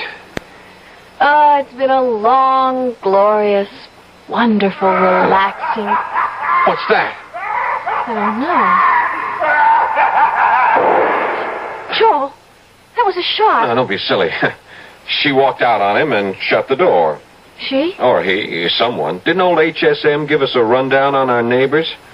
Let's see. According to the bulletin he left on the fridge door, upstairs, no problem. A very ancient hermit who winters in Florida and seems to estivate in summer? What's that mean? Oh, advantages of a classical education. If you sleep through the winter, you hibernate. If you sleep through the summer, you estivate, from the Latin estivare. And I thought the Greeks always had a word for it. I'm pulling your leg. I haven't the faintest idea what it is. What's the poop on our other cliff dwellers? Let's see. A, across the hall is a widow who just left on a round-the-world cruise. B, next door is a couple of swingers who never seem to be home at the same time. Yeah. And next door are two young kids he thinks we'll like, who go to the movies and theater a lot. Okay, I'll blame the noise we heard on the swingers. Let's hope that's their last contribution for tonight. Well, we're forgetting the dishes tonight. Oh, good. We're going to bed and pull the covers over our heads. It mightn't be a bad idea. Okay, let's go. Well, what are we standing here for? You're not just standing. I have my arms around you, and I'm loving you, and I'm wondering if maybe I was just the most trusting, gullible dum-dum in the world, and maybe you should fetch me a smart karate chop to the left temple. What are you talking about, my darling idiot? I'm just wishing your darling idiot hadn't taken all our dough and paid it out in cash for security and the first month's rent. How's the bed? Like floating on air. And look a little happier. I'm just remembering I forgot to call Aunt Gertrude. Well, you can't call her now. It's after 1 o'clock. Hey, where are my pajamas? In the old beat-up case on top. Toilet stuff, too. Oh, but before you do that, could you do me a favor? Sure. I forgot my calcium pill. It's with all the vitamins in the kitchen. Okay, I'll be right back. Oh, Lord. Please don't let me have made a terrible mistake. I loved this apartment so at first, but now... Joel? Who's that? No. Please. Oh! Smokey. Oh, what a start you gave me jumping on a bed like that. Oh, you mad at me? Why are you looking at me like that? Did I forget to say goodnight? What is it? You want me to come somewhere? Oh, maybe I should have given you some milk. All right, we'll take care of it. Oh, the kitchen's that way. Not... Where is it you want to go? Joel, come here. I'll be right there. What is it, honey? It's Smokey. Look at him. He came and got me and led me here. He seems desperate to get into this closet. Well, that's the one Apollyon has all his little ghoulish treasures tucked away in. We couldn't open it anyway. It's locked. Try it, just in case. There may be something of Smokey's that got locked in there by accident. Okay, here goes. Oh. Oh, how terrible. How terrible. And vicious. And unspeakable. And vile. Oh, no wonder that man. Oh, Joel, close it up. Oh, just shut away that horror. Oh, for God's sake, take me to bed and help me forget I ever saw it. Okay, honey. What about Smokey? Whatever it was, he found it and ran. Close that door up. Shut it. I wish I could think I'll ever be able to shut it out of my mind. No wonder I thought this was all too good to be true.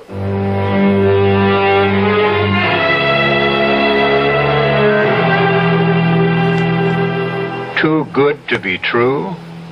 Better to interpolate and make it read, too true to be good. Poor Jane and Joel.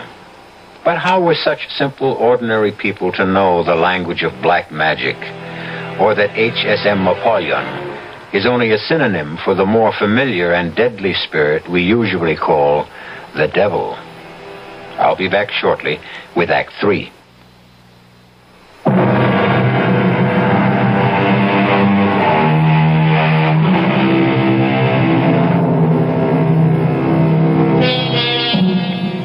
A short and classic definition of tragedy is the downfall of a noble person whose character is flawed by a single weakness which causes him to break a moral law, which leads to his destruction. But how much more tragic is the destruction of the innocent, particularly when they happen to cross the path of someone who makes their disaster equally inevitable. Which brings us back to Joel and Jane Trent. Jane?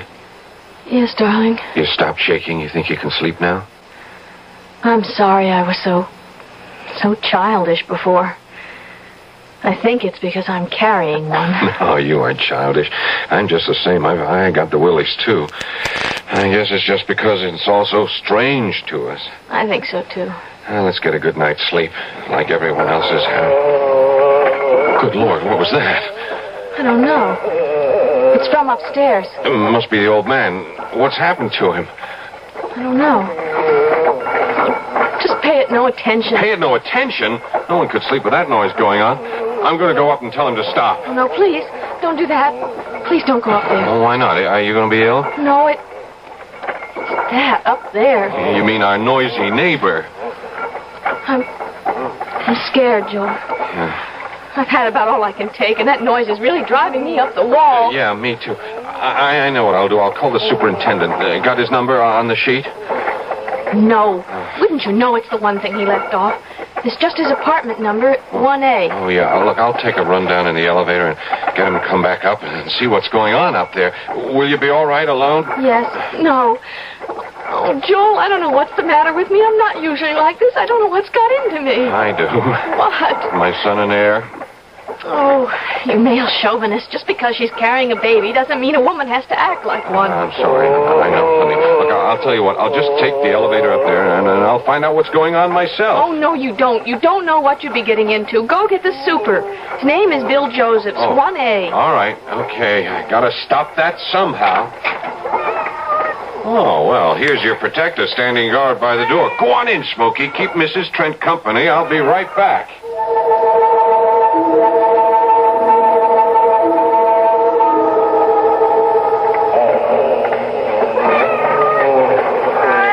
That ghastly racket up there doesn't turn you a hair, Smokey. Then you're male cats, I suppose. That makes us totally different breeds. Joel? Yeah, Jane, it's just me. Would you believe it? That damn elevator's out of order. I rang and rang. It just stays in the first floor. That damn racket's still going on. Yep. Only one it doesn't bother is old Smokey here. Joel, are there fire stairs? Yeah, but I'm not going down any 13 flights just to find a locked door. All the doors, even ours, have a safety lock on them. What are we going to do? Well, first off, I'm going upstairs to tell Barnacle Bill, or whatever his name is. It's Nemo. Oh, like Captain Nemo in 20,000 Leagues Under the Sea? I guess. Okay, I'm going to tell Nemo to up anchor and get out of range. Joel, don't get into any fights. With a guy old enough to be my great-grandfather?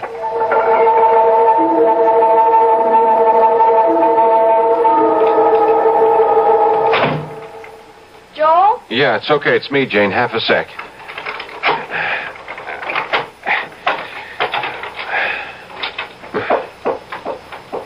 Joel? Yeah, I'm right here. Well, what did he say when you got him to open the door? What was he doing? I don't know. He didn't open the door. Why? Look, I don't know how to tell you this, Jane. Well, just tell me anyway, but tell me. What is it? Well, I took some newspaper with me to wedge the door so I wouldn't get trapped. I fixed ours. Then when I got to the top of the stairs, it was a different kind of door. What do you mean, different? Well, it was, one of those heavy steel fire doors with the big heavy strap bars you slide home. But why would 14 have a different kind of door from ours? Because... Oh, well, look, Jane, darling, maybe I just try to skip the... Well, you better not, or I don't know what might happen to... Well, all right, take it easy. Just hang on, because I'm going to have to give you a real rocker. Let me have it. It's a different kind of door, because there isn't any 14th floor at all, or 15th, or 20. All that's over us is the roof.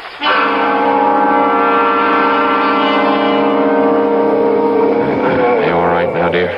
What's that you've been giving me? Oh, Brandy, I had a good jolt myself. The sound, it's still there. That's right. What causes it? Something loose up there on the roof? No, I searched it thoroughly. It's not coming from the roof. And where? The neighbors? I checked that out. Whatever other lies Mr. Apollyon told us, there isn't anyone in any of the apartments on this floor. I've done everything but break down the doors to make sure.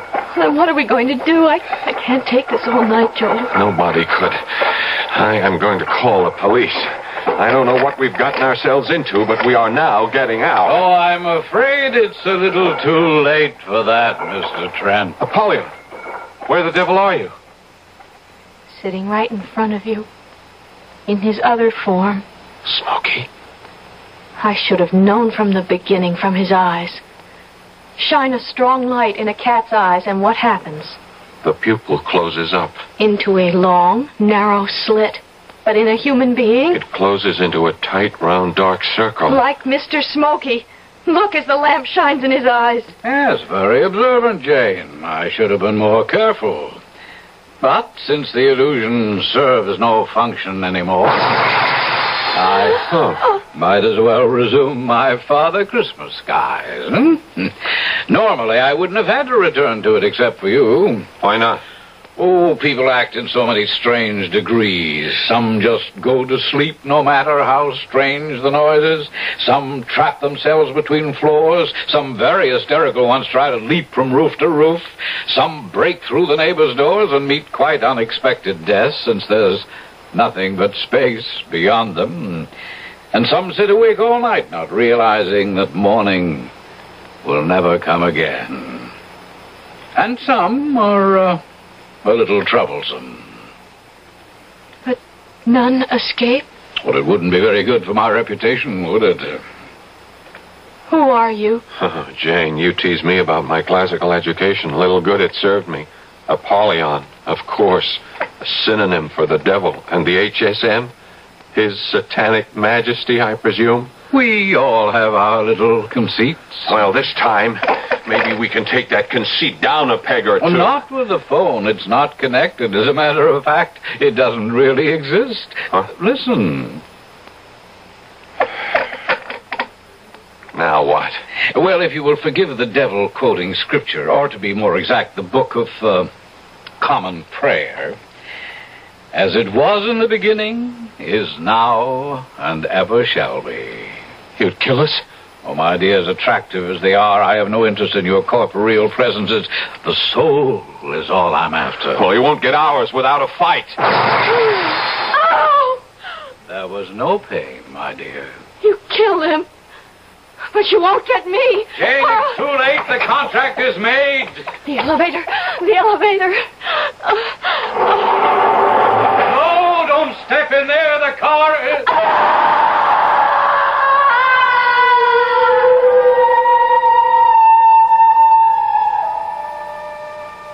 Now, why didn't she wait for me to tell her the car was still on the first floor?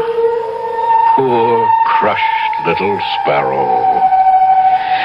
But what matter? The bodies live and die in the blink of time's eyelid. The soul is what lives forever. No time to waste philosophizing. Tomorrow is another equally busy day.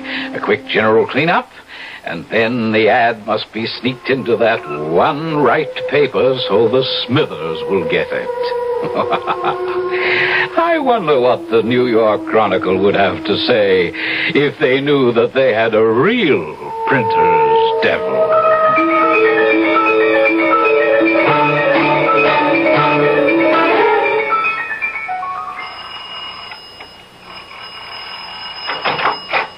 Yeah? Oh, look, my name is Gertrude Conway, and my niece and her husband are renting Mr. Apollyon's apartment. Now, I've been trying to call them ever since last night, and I have now not only been informed by the telephone company that there is no such number, but that there could be no such number. Also, Jane, my niece, she promised to call me if I didn't call her, and even if she thought last night was too late, she would have called this morning. You see, she's going to have a baby. Oh, well, then maybe she went to a hospital. In the middle of her second trimester.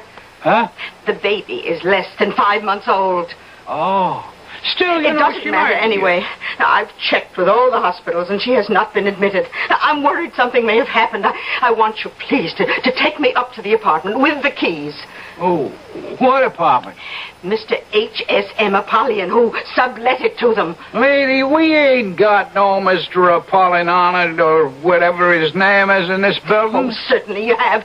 This is 27 Southwest 62nd Street, isn't it? Sure, that's right. Oh, very well.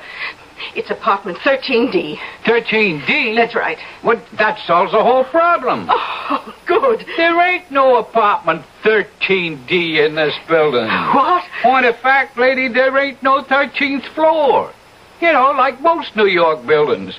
We go from 12 to 14 and then right up to 30. Are you sure? Look, I've been running this building for 22 years. Oh, my God.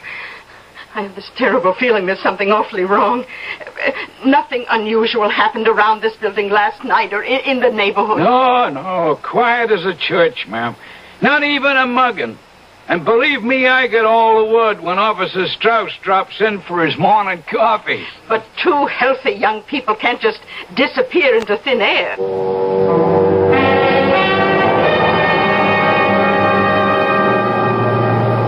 What was the floor, George? 13. Good thing we ain't either of us superstitious, huh? Yeah, not at this rent. Look out for the catch, huh? Don't worry. You just trust me. Aha! I thought I heard the lift.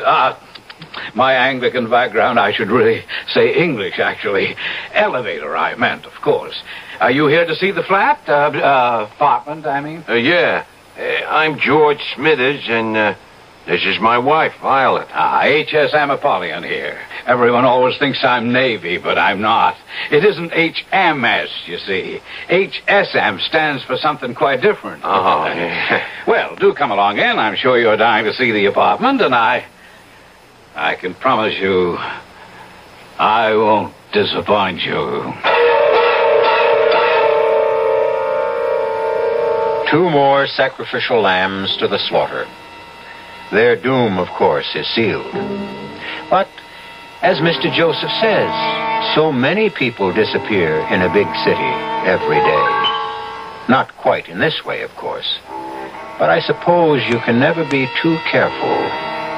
The sad trouble is that, as Elizabeth Barrett Browning said, the devil is most devilish when respectable.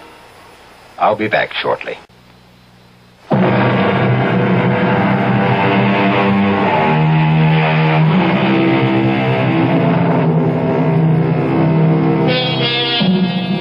Caveat emptor, the Latin phrase which says, let the buyer beware. This is true of all advertisements, of course, and the tighter the economy gets, the more the buyer should beware. But we wouldn't want to suggest you need fear the kind of ad we have featured tonight.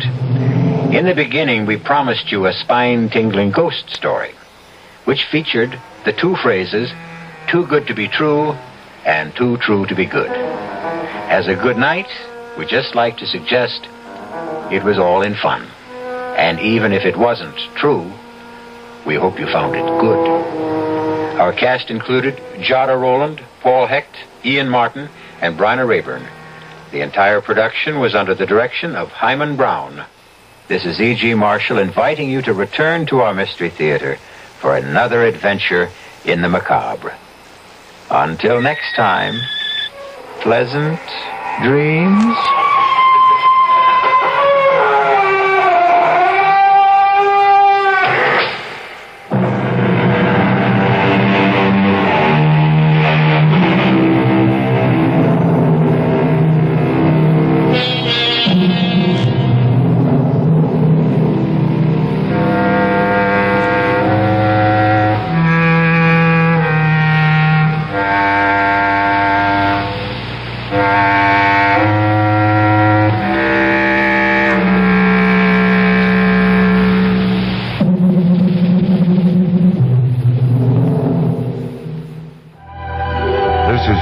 Friendly music station, KIXI, dial 91 AM, Seattle.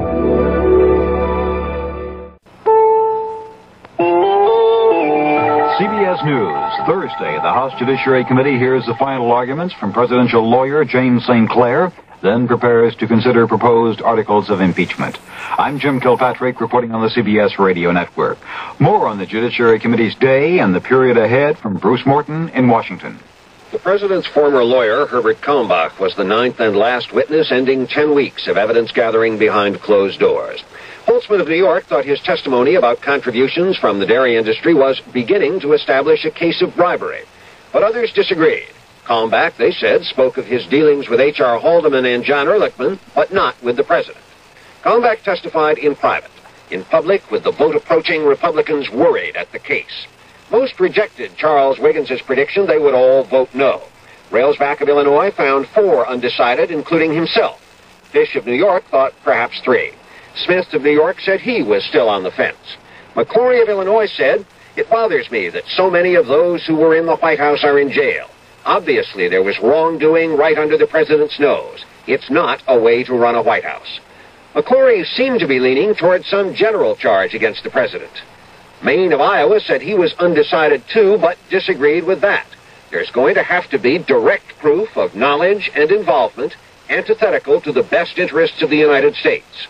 Bruce Morton, CBS News, Washington.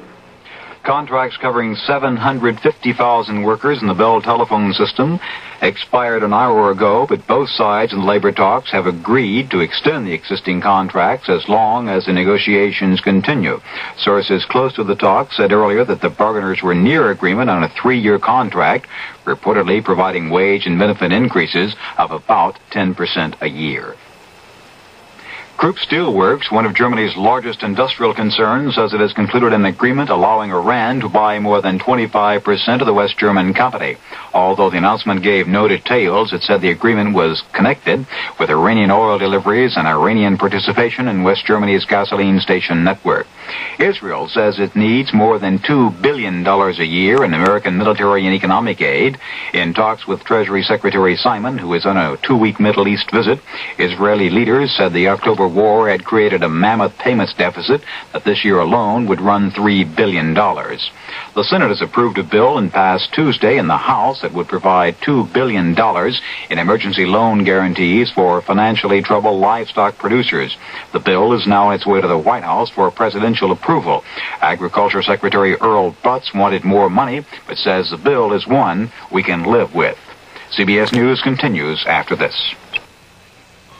Time Magazine. What's in it for you this week? Cover story, the United States versus Richard M. Nixon, President et al. The historic confrontation before the Supreme Court of the President's defense lawyer and the President's special prosecutor. Plus capsule biographies of the justices who will decide if it's an executive privilege to withhold evidence. Also, the case of the doctored transcripts. And other evidence as the tide turns back toward impeachment. Show business, the renaissance of sorcery. A few years ago, magic was nowhere. Now it's back big. Who's who among the prestidigitators? Spectacular full-color photos. And directions for sawing a woman in half. These are just a few of the 56 news stories in the current issue of Time. Reports that help you view the whole world's week. For Time takes you to Canada to celebrate Trudeau's triumph. To Melbourne, where Frank Sinatra plays the ugly American down under. To New Jersey for the opening of Great Adventure, an amusement park with 2,000 animals. To Spain, Portugal, Argentina, to Wimbledon for that love match. It's all in Time this week. Pick up a copy today. For Time makes everything more interesting, including you.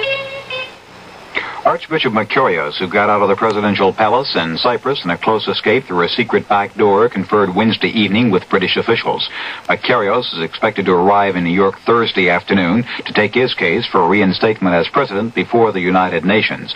The New York Times reports the United States has begun discussions with the new leadership in Cyprus, but insisted that no decision has yet been made on diplomatic recognition. The paper also reported higher American officials indicate the Nixon administration is leaning more toward the leader of the military coup that overthrew the government of President Mercurius than toward the Archbishop. The Safeway food chain, with almost 2,000 supermarkets around the country, says it will stop putting higher prices on stocks already on the shelf when prices go up for new stocks. The company says the new policy is in response to customer complaints. An industry spokesman says competitors will probably follow suit. Jim Kilpatrick, CBS News.